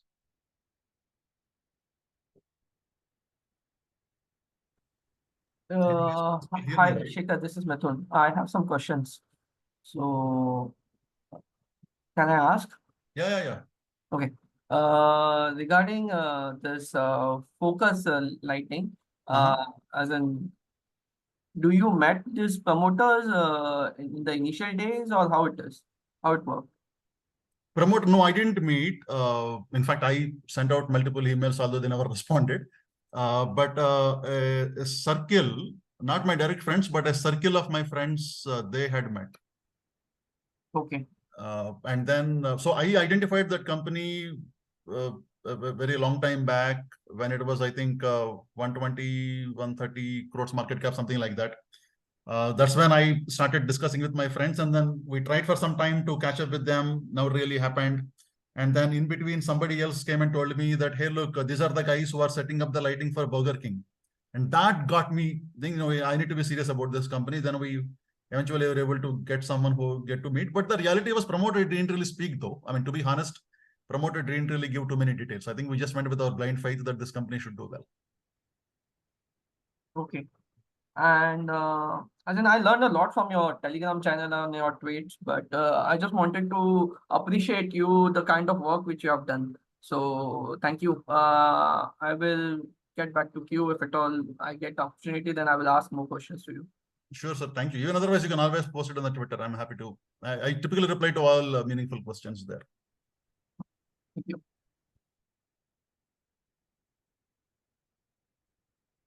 I think a couple of more hands I see, Devanand and Mavendu. Okay, I'll go first. Thank you so much, Shikhar. This was wonderful. I have just one question on the regulatory thing, just to understand it better. So what you're saying is, so there could be two approaches. If you are looking at a sector and a company, and then you see that regulatory change, which is expected, might bring some kind of major windfall, or is it that so you can't be sure of that, but if suppose the second scenario is that regulatory change has happened, and then you see that which companies will gain from that. So how does it actually work? I'm not really Second one, second bucket. second. Okay. Yeah, Okay. yeah. Obviously, I mean, I think there are times where many of us do play in anticipation, but over a period of time, I've realized that it actually backfires in most cases. So I think it's even if you start a bit late, it is better to wait for the confirmation of that regulation, and then you play the game because there is still ample opportunity. So, I mean, I'll just give the example of the eco-recycling, right? I mean, eco-recycling, as soon as the news broke, it was on circuits. I mean, many of you might remember, it was never available. So I think it finally gave a break or halt somewhere around 200, something like that. Okay. And then a couple of my friends called me and said, hey, you think we can still take? I said, I think so. No, because none of us 100% sure how much of is the TAM, even though the eco-recycling guys kept saying, you know, it's going to be tens of crores or whatever, or thousands of crores. But the immediate question that my friends had was, hey, it already ran up 100% just in the span of a few weeks. I don't think there is a margin of safety. So I think we typically fall into this kind of a trap that, you know, I started a little late, something had run up, and hence I'm now, maybe there is not much of a choice. Rather, I should just look at what is my TAM available, what is my competition. That's why if you look at the mental model, one of the important points that I typically verify before I play this, you know, special situation is that what is the TAM and what is the competition in that space.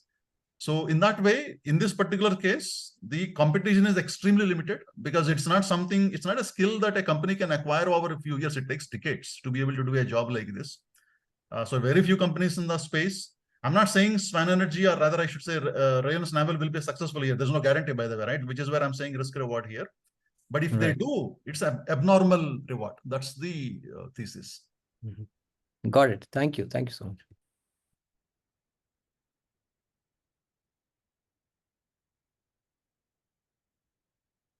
Okay, if there are no further questions, Puneet bhai, I hand it over back to you.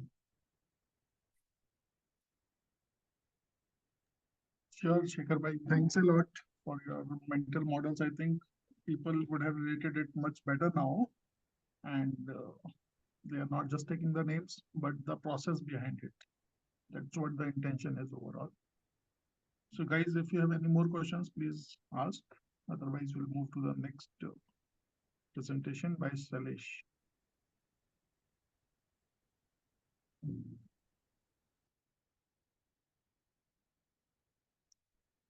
Let me go to the chat if any questions in the chat. Okay, so we don't have any questions, Shekhar bhai, right now, but in case I come across, I will put it across to you. Sure. Thanks, everyone. Yeah, thanks a lot. Salesh, you are there? Yes, Puneet bhai, yeah. Yeah, okay. You can take the control for sharing. Sure.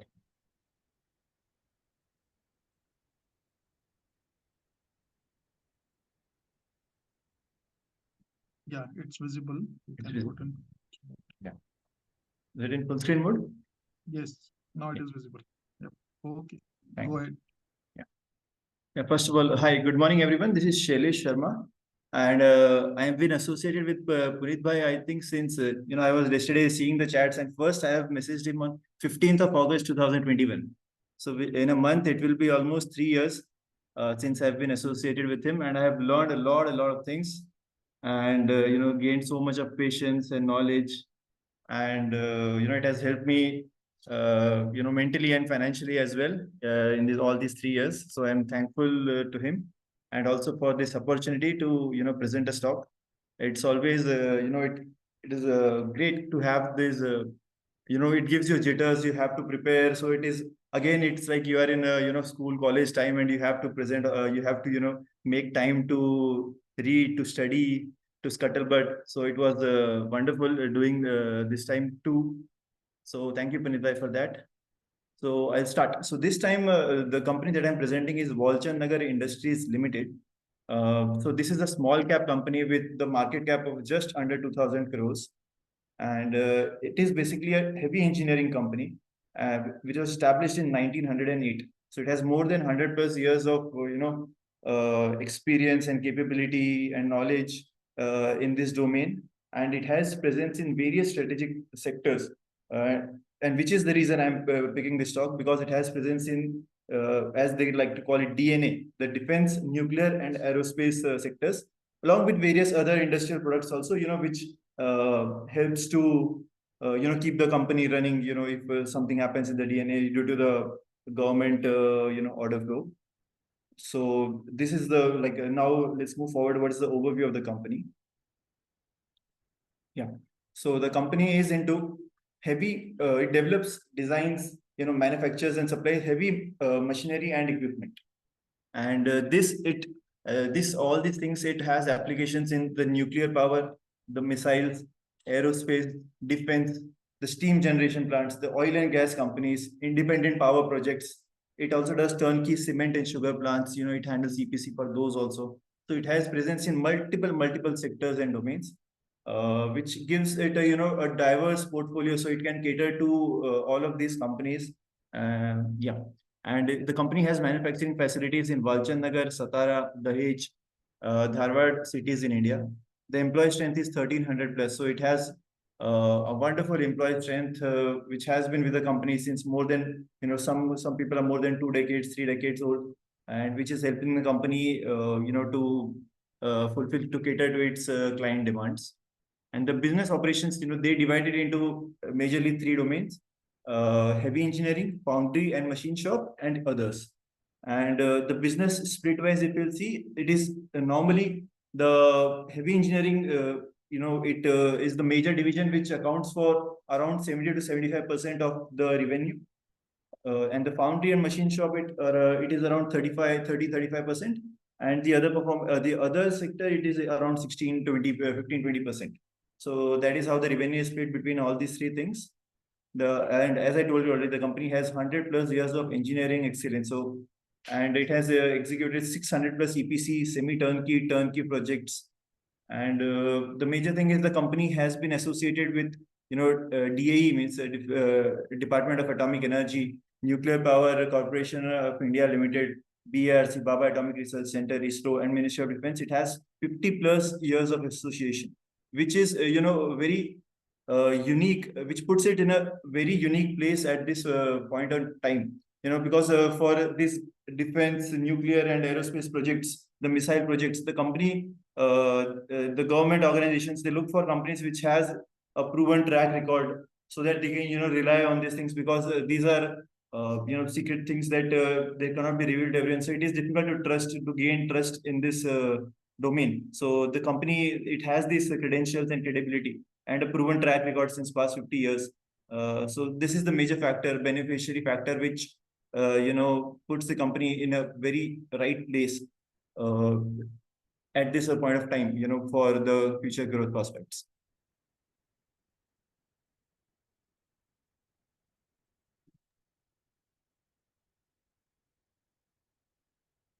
Is the slide moving? Sorry. Just heavy engineering split revenue, please. Sorry, what are you saying? I missed a heavy engineering revenue split. Heavy engineering, yeah. So heavy engineering accounts for 70 to 75% of the revenue. The foundry and machine, 30-35, and the rest is, others. On the next slide, I'll move more into, I'll give you what is the, what comes into heavy engineering, foundry and machine, and what are the others. So I'll just move into other, but just for some reason, the slide is not moving to the next slide. Yeah, sorry. Yes. So the business description, what are the divisions and the applications? So the first one industry that company caters to is the cement division. So where it provides, there are multiple parts in a cement factory. So it ranges from, third generation dynamic separators, the preheaters, pre-calciners, rotary dryers. So all these, all these parts are definitely new for me and as well as for you guys also. But just to give you a context, so it caters to all the majority, whatever parts are there in the, in a cement factory, it caters to that. And it has, executed more than 95 plus projects across the world. So India being one of the like major, of course, clientele area. It also caters to the African area. So all this Mozambique, Ethiopia, there also the company has multiple clients, and it there's also a major clientele there.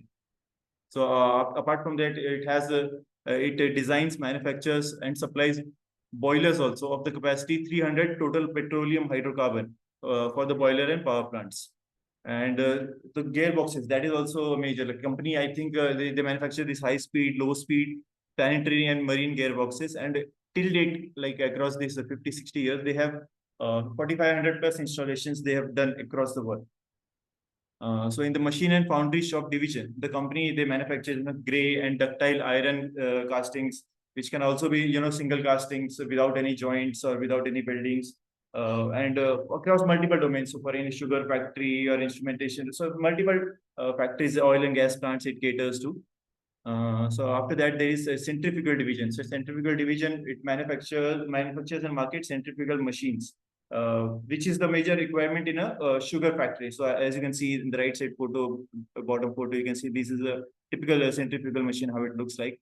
And its major application is in a sugar factory. And it also undertakes and implements sugar projects. Apart from that, they have another vertical, Walchandnagar Technology Group. So which offers engineering solutions to their own, like Walchandnagar Industries Limited, in various sectors, including energy, oil, gas, defense, and design, engineering, execution of projects. And another division that they have is instrumentation division, which is again ISO 901 certified, and it is involved in manufacturing of pressure and temperature gauges, which are, which has applications across all the industries you can think of. So now the major three or four divisions, which for which we are thinking about going for this company, which for the reason for which we have picked this company is this DNA, Defense, Nuclear, Aerospace, and this missile division. So the company, it has partnered with DRDO, Department of Research and Development Organization, and Indian Ministry of Defense for indigenous development of these strategic articles, tactical missiles, and critical platform-based equipment. And it has excellent track record in handling of exotic materials and alloys, because in this industry, there are typical titanium material is there, nickel alloys are there. Apart from that, super deluxe stainless steel. So multiple, very rare kind of material is used. So it has excellent, it requires a special type of handling. So which this company is capable of, and it has been doing since past 30, 40 years. And the company has expertise to manufacture airborne launchers on the aircrafts. So in the defense, there comes the land systems, the naval systems, and the aerial systems. So if I'll speak something about the land systems, it was selected by DRDO as an industry partner for developing launchers. So launchers, as you can see in the first image, there are typically two types of launchers. One is trailer launcher, and another is wagon mounted. So for the strategic articles. So in addition, the development of vehicle-based systems also it is undertaking to cater to this for the land and defense division. And apart from the naval, it has containerized launcher system for strategic submarine programs, and it has successfully developed, which is through reverse engineering. So the naval division, like the naval the company, they might have procured from I think maybe Russia or some other outside company, and they our company, this Walchandnagar Industries, and the government might have given the naval division of the government of India or the defense team might have given it to them, and they have developed this through the reverse engineering. So they have the the engineering excellence to how to do reverse engineer and how to understand these complex systems. So And this has been a major step towards indigenous manufacturing capability of such mission critical systems. And apart from that, as you'll see, there is also a 35-meter mountain footbridge. So this is one of the projects that they have done, executed in January 2018. So in the third last bottom image, if you'll see, that is a typical bridge that doesn't require any civil construction. So when our soldiers, army people are going across these difficult terrains, and they have to cross some valleys or something, so they have to they cannot wait for something, so this can be installed under 75 to 90 minutes, and with the help of only 30 people, and each part is just 18 kgs. So this is also kind of an engineering marvel that they have been able to develop and help the government, the army. So this is also like, this is one of the things that they have done. And apart from that, if you move to then the nuclear power division, so in nuclear power division, it manufactures and supplies core equipments for the nuclear power plants. And it also provides the on-site installation, the integrated services for the nuclear power plants. And it has been associated, as I told you, it has been associated with the Department of Atomic Energy, the Nuclear Power Corporation of India Limited, the BARC, for the last 4 to 5 decades, and it is accredited with qualification for Class 1 nuclear components. So it has all the credentials, all the certifications necessary to participate, to compete, to gain all these projects and tenders. So the company is situated at a very nice place. Apart from that, in the aerospace division, if we'll see, it manufactures booster motor casings and nozzles for the SLVs, the PSLVs, GSLVs. So it develops the motor casings and the nozzle for those. Apart from that, it also supplies hardwares like nozzles, tank cages, end rings, core boosters, strap-on boosters. So these are some of the products that it manufactures. We don't have to I know many of us, we don't know like what are these components and parts. But so just to say that it has whatever it has all the offerings that is there to offer to the all this DNA sector our clients. Yeah, and the missile division in the company offers various solid propellant rocket motor cases requirements and missiles for the appropriate clientele. So this is about the divisions and applications that is there for Walchandnagar Industries. Moving forward. Yeah, so I'll just briefly take over what is the major milestone that this company has done. So as I told you, the company started in 1908, and the name of the owner is Mr. Walchand Hirachand. So he started this company in 1908. They started with entered the concrete structure first, then it ventured into organized farming and sugar factory in 1933. That is before the independence. And in 1940, the foundry was established in Satara. Then 56, then it started sugar machineries started. And then in 1960, it set up its heavy engineering workshop. And in 1960 itself, they have manufactured the first ever indigenous complete sugar plant, end-to-end sugar plant they manufactured on its own. So, starting with the sugar machinery in 1956 and being able to, process the entire plant in 1960 in just 4-5 years. So it shows like what kind of, vision and the momentum the company carried initially. So then the company, 1967, they became the first company to export the sugar machinery from India. And then in 60-70, then its association with Department of Atomic Energy, BARC, NPCIL, it started. And the precision instrumentation division then was set up in Dharwad, and it started venture into cement machinery and boilers and all this. So 1960s, 70s was that period when it started to diversify apart from sugar and foundry into these our DNA sectors and boilers and cement machinery sector. And then from 70s, it started associating ISRO for the satellite launch programs, and Indian Navy and DRDO. It started to association with those two, and it ventured into oil and gas, gearboxes, critical components for India's first ICBM Agni V missile. It has supplied critical components in manufacture that is for major India's moon mission Chandrayaan-1. So the components for the India's Mars mission Mangalyaan also, it has supplied critical components. So company, it has done all of these things, and it has supplied to the major ISRO and DRDO and DAE, BRC, all these projects. They have supplied in all the major programs and missions. So moving forward, just key financial parameters I'll just take across. So the company, as I told you, it is just under 2,000 crore market cap. The current price is 347.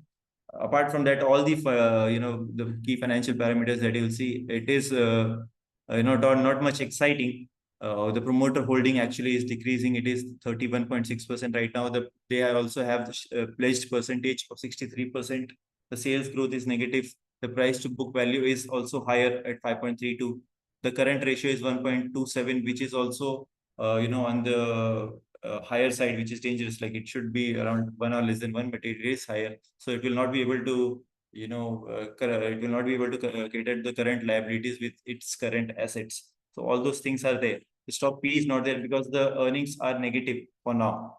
And the reason are multiple reasons. It had two big projects that the company got from Tamil Nadu Electricity Board, and one is from Ethiopia government, and that was from the Tamil Nadu Electricity Board. It got 1,100 crores worth of project in 2009, and the execution period was 2 to 3 years. But due to multiple regions, that has still been the project has still been going on, and it has high inventory.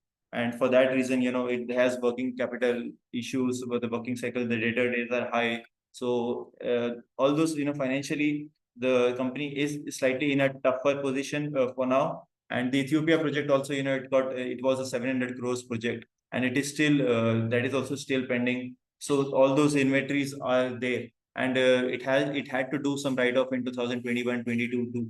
So those are typical reasons. And apart from that, as you know, the major clientele is government. So getting payment from them, the working cycle is always going to be high in this company. So we have to take that as a risk, and we have to think about it when we are investing in this company. So profit and loss, if you'll see, so last 3 years, the sales has been kind of stagnant around 300 crores. Last year it was 322, but this year again it came down to 302 crores. And for this year, the company, the reason that they gave is in the third quarter, that is in November of 2023, actually there was a labor strike that lasted for 43 days. Which they say that impacted much of its revenue, like more than around 30 crores of revenue they might have that was reduced. It will definitely, it will go in the next quarter or next quarter, which it happened. In the third quarter, the revenue was 55 crores, and in the fourth quarter, then the revenue jumped to 90 crores. So that is also one of the concerns that we have to take, because the labor strike, it can or it may happen again. That is the reason the sales are stagnant for now. But we are expecting that the Make in India initiative, the government pushing for like indigenous developers and indigenous suppliers. So this will give a major push for our company. And apart from that, all the other parameters, if you see, the operating profit is also not impressive. The margins are like 6 to 8%, which for last 2 years are not there actually. And yeah, net profit is also in minus. So that is the reason, the PE was also not visible. The earning per share is also negative 7 rupees. So all these are currently, the company is slightly, in a crunch situation, but there are high hopes that it will be a good turnaround, and it will be, progressing in the future. So yeah, let's see some SWOT analysis for this company. The shareholding pattern, let's see first. So the shareholding pattern, if you see, since till March 2021, it was 55%, but after that, it has slightly come down to 30%. So right now, if you'll see, it is 30, and then it slightly increased in March 23, 34. So it is around the same range. And the FIIs are negligible in this company. The DIIs are also, minimizing the stake. The government is also not there. The public stake has increased in the company. And one more thing that I like to point out is actually, for the financial parameter, what happened was the company had taken a term loan from KKR India Financial Services for around 200 40 to 50 crores, and it was not able to service that loan, and that is in 2021. So then the KKR, they assigned the entire debt to another firm, ACRE, Assets Care and Reconstruction Enterprises. So for the settlement value of now 72 crores. So that 240 to 50 crores was settled to came down to 72 crores. So that company, that was actually in a standstill condition, that term loan. So the company, the financials were not going. This company was not able to handle the situation. But in the past 1 or 2 years, what they have done is there is an agreement between our WIL, Walchandnagar Industries Limited, and the ACRE that they will be, some loan was waived off, but they will be able to service. I think 2025 they have to provide 41 crores of this part, plus some shares they have to give of the company. So that is the reason, the promoter shareholding has also come down, and they have taken pledge also. Yeah. So apart from that, yeah, SWOT analysis, let's see. So the strength of the company is, as I told you, it caters to diverse markets. It helps in increasing the revenue streams for WIL and positively impacting the long-term prospects of this company, because it is catering to the diverse market. So it will not be like a 1 or 2 client is not. अरे aunty पो कड़े खाइण हुजे न त हुंदो ई काने Yeah. So apart from after that, there is, they have fully equipped with modern manufacturing facilities. They are capable of manufacturing wide range of products, including nuclear, aerospace, missile, defense, and gear products. They have the crane capacity up to 250 tons at their Walchandnagar plant. The area under crane is 56,000 square meters, which is a huge area. And they have industry halls for critical assembly, precision welding, related to aerospace and defense and nuclear equipments. They have quality systems are set up to meet the requirements of ISO 9001-2015, ISI, the ASMEs, the API, etc., and to meet the standards of reputing inspection agencies. In this field, there is a lot of inspection happening. So all these reputed inspection agencies, just Lloyd's, Linde Consortium, NPCIL. So they have, the capability to meet the standards required by these reputed agencies. And it has experience and expertise in executing huge EPCs and specialized aerospace and nuclear projects with long credibility, which is a huge entry barrier for the other companies, as we know. This company, they are currently undergoing capex of 105 crores, which is scheduled for FY 25-26. That is to be used in aerospace, nuclear, and gear divisions. And mainly the capex will be, to increase the capacity for these projects. Like they will no major land acquisition or all this, not just to increase the capacity of the machine, whatever the machine strength is there, that needs to be increased. So that is what the capex they are planning, and for that they have preferred shares warrant they have issued for 247 crores for last year in November. And out of this 247 crores, major chunk, some chunk was there for loan repayment to its promoters, and it also sold its non-core assets worth 53 crores. To get some working cycle, to get some cash in the working capital. Some weakness that this company has. So one thing is the low liquidity. As we discussed, the company has a very high cash conversion cycle. It has very high inventory days, etc., due to government being the major customer, and which can have an effect on the cash flow at any given point of time. It is there in the past, and it can come up in the future also. And there has been degrowth in the revenue and profit due to various reasons. Some of which we discussed just some time back. There is a decrease in promoter holding. There is high promoter pledging also in this company. The working capital cycle to remain long due to nature of long lead projects in the nuclear and aerospace divisions. So, and it has a poor track record in the financial parameters, as we saw earlier. There was nothing sparkling in the financial parameters. So that is also a weakness that we see of the company. And the opportunities that see, the first is in defense. The spending in India is expected to reach 5,500 billion rupees by 2025. And increasing the defense expenditure, it could help, secure orders from India, which it would be, which would enable it to improve its financial performance. It is increasing its machine capacities in the aerospace business to meet ISRO's requirement. ISRO is, planning to launch 12 to 18 satellites per year. So, getting a major, this company can, it is rightly placed to get a major chunk of those orders that, the ISRO is planning. And they are also increasing the involvement of defense. So yeah, as we all know, the national defense, there is major conflict across the borders. The territorial disputes are, ongoing every few weeks, few months. We get to read or hear about, some major conflict that is going on across the borders and our soldiers fighting. So the counter-insurgency operations that is expected to contribute largely to the procurement of missiles in India, and of course to the outside customers also. The company has orders worth 268 crores for manufacturing and supply of reactor headers, PDHRS, condenser, Candia supply and shield from NPCIL. So from NPCIL only they have orders worth 268 crores for now, which can definitely, it increase in the future. The company has a healthy order book of 925 crores plus. We discussed that the company, the revenue we saw sometime back in the slide, that revenue was around 300 CR. So the company has healthy order book of around 3 times that. But let's see how it progresses, which orders are they getting first, how are they executing. But the future looks very bright for this company. The threats that we are seeing.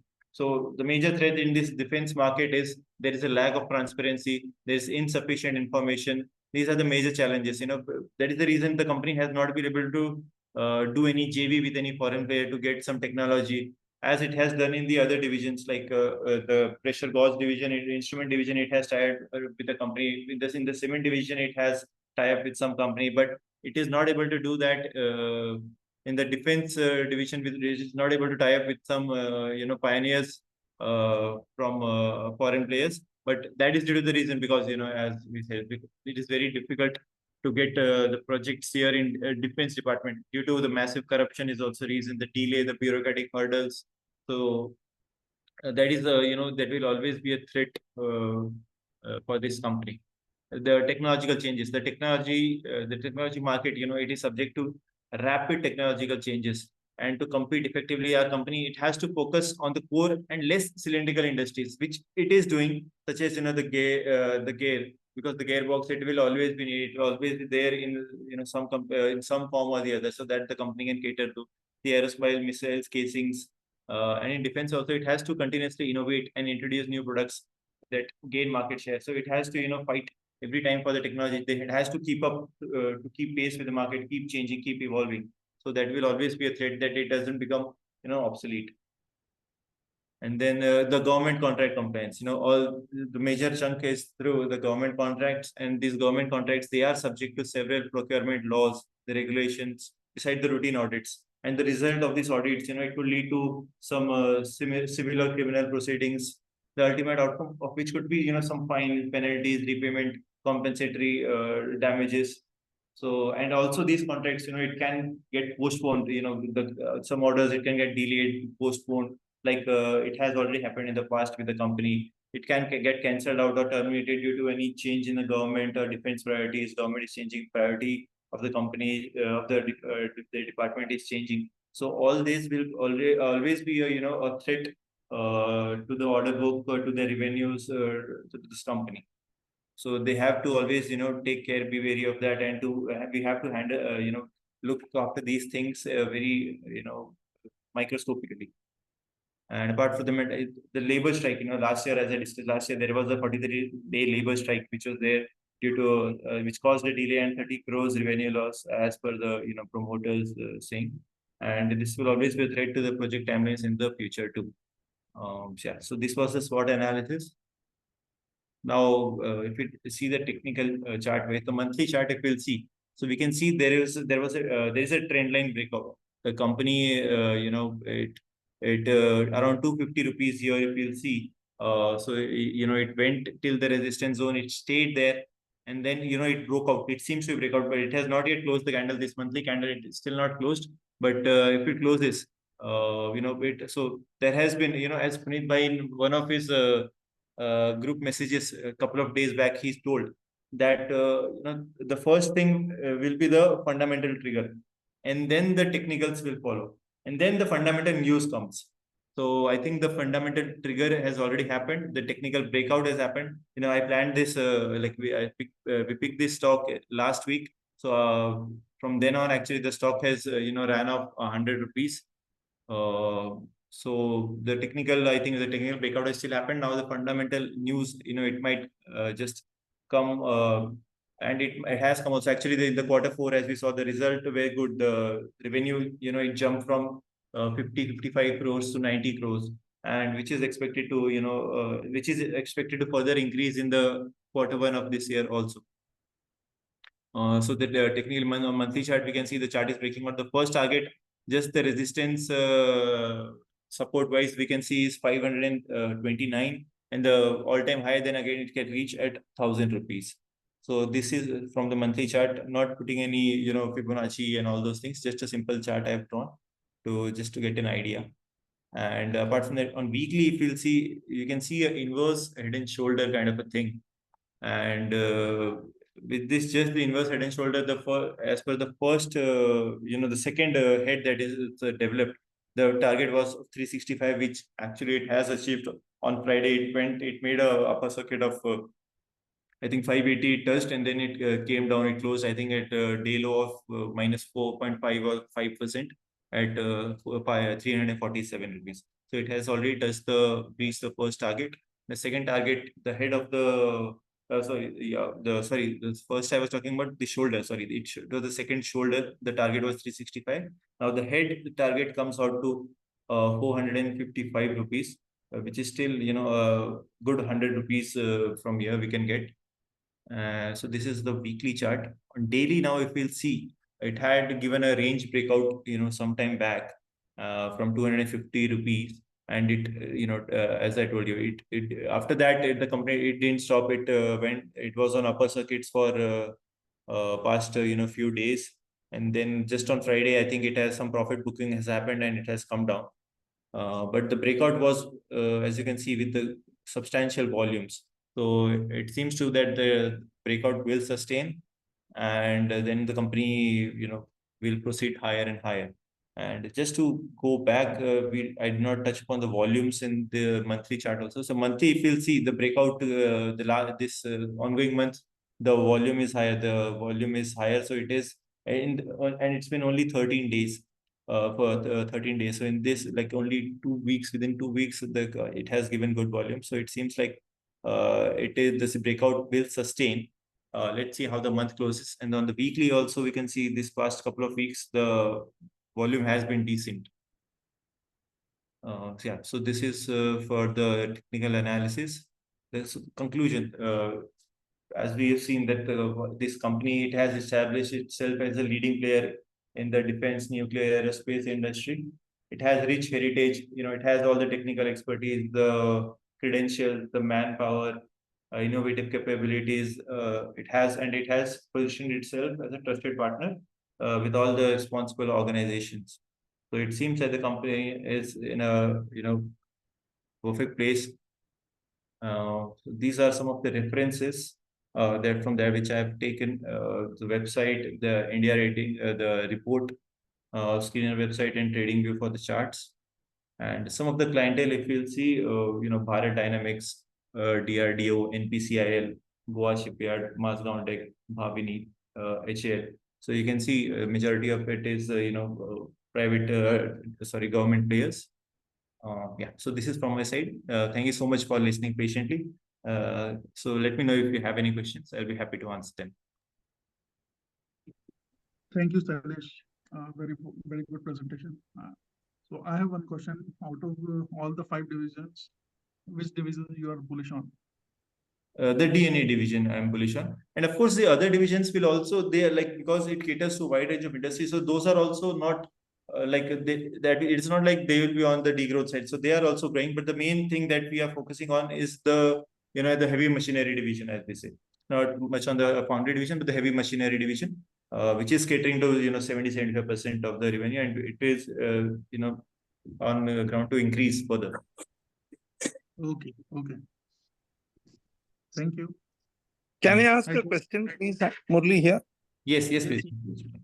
So, Sailesh, amazing presentation. I think fundamentally, and you have gone technically also and checked it in great detail. Thank you. But the skeptic in me is asking, if a company for 100 years with Yes. 1,300 people is doing only 300 crores, Yes. is it going to change and become, 5 times market cap soon enough? I mean, I struggle with that. Does the defense play, is it going to make a huge change for this company's fortune in the future? Yeah, so exactly. That was actually also, one of the concerns when I was going through the company. And I'm actually, not betting on the promoters or anything, just the right place, right time. That is the only thing that I'm betting on. And actually, it is very, rightly placed. There are not much competitors in this space, and it has all these, vast capability and credentials. So that is actually the only reason that I'm betting on this company. I also have this concern that the revenue, it is stagnant, and though not much in the financial parameters, there's not much to show that wise. That is also that will always be a cause of concern. But as we have seen technically, there's a chart is showing that there is a breakout, and things might improve in the future. So taking it with a pinch of salt, we can definitely look into it, and we can get some benefit out of it. Yeah, thank you. Yeah, pleasure. Yeah, Shailesh. Yes. Good morning, everyone. Devanand here. Yes. A few takeaways from this presentation, or rather this company. Yes. My observations. One is, somewhere down the line, the vision of the founder has got diluted, is what I read. Absolutely. Because like what Murli mentioned some time back, Yes.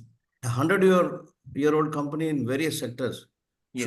should have been doing much better than what it is currently doing, considering the fact that they have already entered into very niche spaces many years back. So they should have really built upon that first mover advantage or the initial entry to really grow.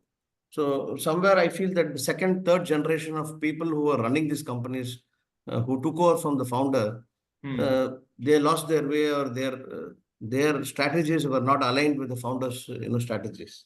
So this is, in my view, this is a classic case of a company losing its way without progressing. Yes, yeah. I also agree with you on this part, that the promoters, I told you, like, I'm not betting on the promoters, just that the company is placed in the right place at the right time. And we have to be, slightly careful while we are investing in this company. But it is, as we can see technically, and like the company is at the, showing some breakout, some, good volumes are coming up. So fundamental news might also follow shortly, I feel.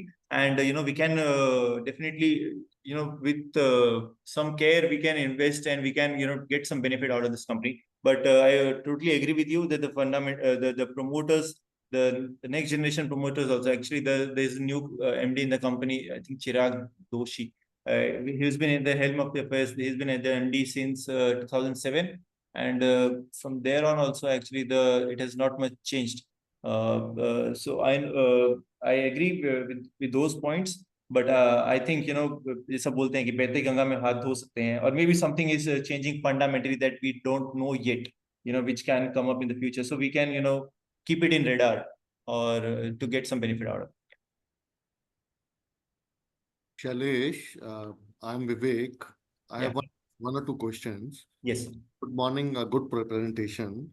Thank you. I am seeing for last 10 years data, the sales of company reduced from 800 crores to 300 crores. Yes. Any specific reason for that? They have sold off any businesses, or their business has not done really well? The major, I think if we were seeing in this slide, so the major reason, as I told you, the company in the 2010s, it had these two big projects. I told you, like 1,000 crore project from TNEB and around 700 crores from the Ethiopia government. So these two projects, it got delayed. There were much of delays and high inventory buildup. The company didn't have the cash flow. So these are few of the reasons that I could find of, which I thought is the reason. Apart from that, I was not able to find the any other reason if company has sold off anything. But I'll look more into it. But as in my research, I was not able to find any other reason for the drop in the sales. And any price or earning ratio, can you find it out? There is no PE ratio here. Yeah, there is some actually, because for some like major part of it, I think the company didn't have the profits were not there, but PE ratio I'll just check once. So max if I'll one thing, I'll just give you a new share. Yeah. So on the screener, if we are saying this, the PE ratio, so it has, like only 2012-13, it crossed once. The PE went up till I think 130. And apart from that, the EPS has always been negative. So as I told you, you had not much trust on the promoters for now, because they have not been able to, they are not aligned with the founder's vision, all those things. But I think there is some fundamental trigger in the company, which the technicals are starting to show. Let's see if something progresses on it. But as you asked, I think PE ratio wise, there's not much to see here. Well noted. Thank you. Thank you. Hey, hi, Sailesh. Yogesh this side. Yeah, hi, Yogesh. Can you go on to that last slide? I just gave it one, fun fact over here in your last slide. Yeah. If you see this Hindustan Aeronautics company, yes, it was their company. Okay. It was founded by their promoter. It was earlier known as Hindustan Aircrafts, and later it changed hands. Now, another point, their weakness is not in their, financials and this. Their weakness whole lies in their project execution capabilities. So, which has been very apparent. They were not able to handle, Hindustan aircraft. Even, Hindustan Construction Company, there is one construction company with big name. It did very well in, Yes, HCC, yeah. Yes, it's their company. Okay. But their whole point, or Ashley's heel, if we can say, it lies on their project execution capabilities. They had, very good political connections as well. That's why they found, this Hindustan Aeronautics, which was erstwhile Hindustan Aircrafts, Hindustan Shipyards. They had, Sindhya Steamliners as well. They had, very good, political connects, fundraising and everything. But despite all this, having, raising funds, their project execution capabilities right from start and not concentrating on one position land up in there. I'm not sure what is happening now. Maybe they have brought in some good, project executioners, which is, which might come up in, next quarters or so. But the whole point is, their project execution capabilities in a nutshell. Many good companies, Hindustan Aircraft, this Goa, you can see the client list here. It was their companies earlier. Great, yeah, great to know. Thank you. I read actually about it from the founder, like, when I was reading about the founder, but I did not connect that actually now it has become Hindustan HAL and it is this kind, yeah. No, Hindustan Aircrafts, it was founded by him and 1-2 other people. They were, promoters. Now they changed hands. Even, HAL was not going that great, but, some revolutionary changes came up after, this, after 2000 Manmohan Singh government, slowly, gradually, they, changed the, aircraft things and all. It peaked out, it started picking up after 2014. But earlier they had, many marquee companies, as you said that they are, nuclear and all these divisions. It was laid, foundation was laid way back. Aeronautics, shipbuilding, and everything. The foundation was laid back. Their project execution capabilities are so poor. आज के time में इनको कोई काम नहीं देता, but because they are very old, they have some good political connections and all, they are getting some fruits out of it. Now the only thing which is hindering them is their project execution capabilities. You can see the labor strike happened. It Yes. could have resolved in very few time, but it took more than longer. Their Tamil Nadu project got delayed. Ethiopia Yes. project you mentioned, it got delayed. So all this boils down to their past all these issues were due to project execution capabilities. Just there. Yeah. Thank you. But good presentation. You put out risks very nicely. What's going on very nicely. Technical things very nicely. So kudos to that. Thank you. Okay, we have one more question from Vardhan. Do we still have time? Just one Yes. observation. Very nice presentation, very good analysis. I see that you're presenting all sides without having that bias. Appreciate the great effort. One concern, of course, you also probably mentioned this. This is also showing up in their. This is that in their financials is that they are working only with governments. It's always a problem when you're working with the government because your working capital cycle, the receivables keeps on increasing, especially because I work for the government. I work at IIT Madras. We do research projects for DRDO. The general this for us advice that our seniors, when I joined as an assistant professor, the seniors give me is please don't do projects with DRDO. You do that only after you become full professor. I asked them why. Because they are very poor pay masters. Yes. So and what I realized very soon, because I work in biomedical engineering, they approached us for developing an exoskeleton to help soldiers. Right. Okay. So at that time, the idea was when as soon as we started the discussion, I quickly realized that they reduce the price to half, but increase the work to double. It's extraordinarily difficult for a person who is honest and who is straightforward, who projects the price correctly. Then I excused myself from that and I realized I'll need to develop a different mental frame to work.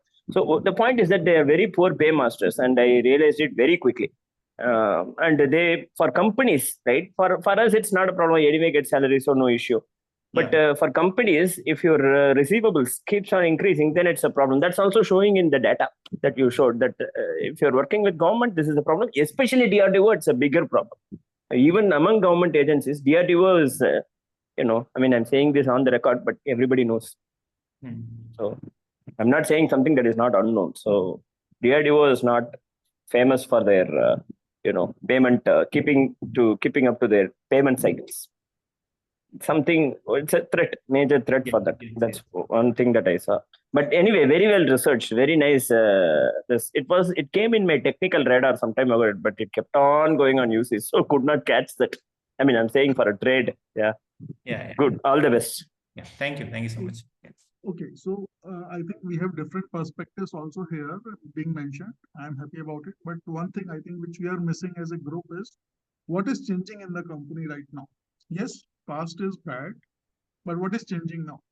What is driving those prices from 100 to 350 or 50 to 350? It's just the bull market or something changing in the background? I think we should focus there and then we should find the right triggers out of it. So don't miss that part, actually. That's the only message I will give. Yeah.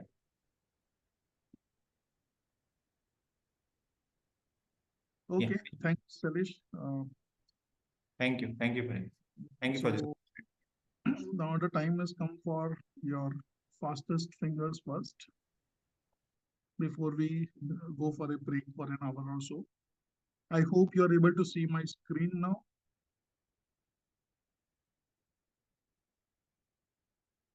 Is it visible or not yet? Please let me know. Yes, sir, Not it yet is for me. visible. No, it is not for me. No, it is not visible.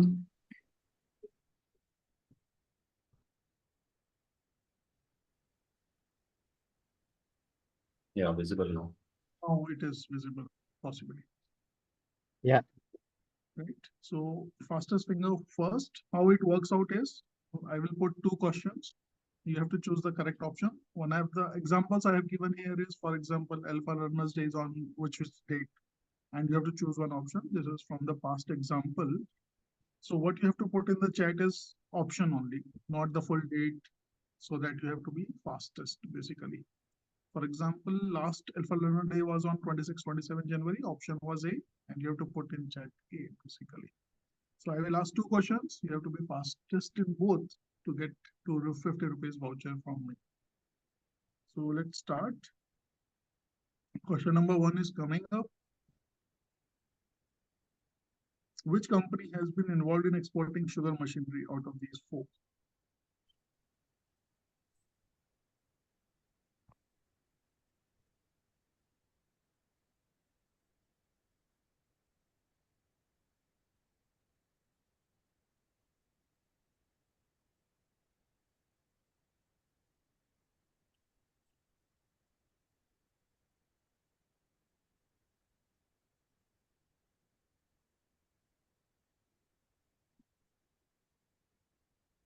Okay, so we have a lot of answers. Let's hold on now. 37 answers are already available. Some of you might have answered correctly. So we'll take a break here and move to the next question. Okay, don't answer from this question now. The second question will move, and then I will look at the answers in the break and come back to all of you. So question number 2 is coming up.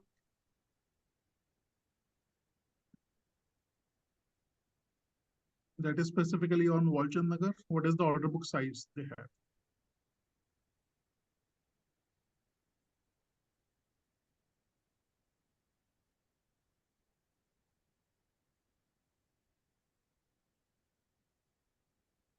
हाँ जी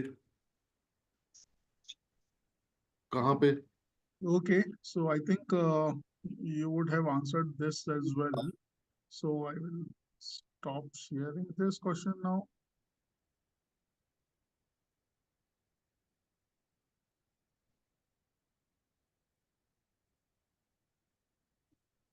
Okay, we have got many answers. So I will go through the answers and find out who has answered correctly for both the questions.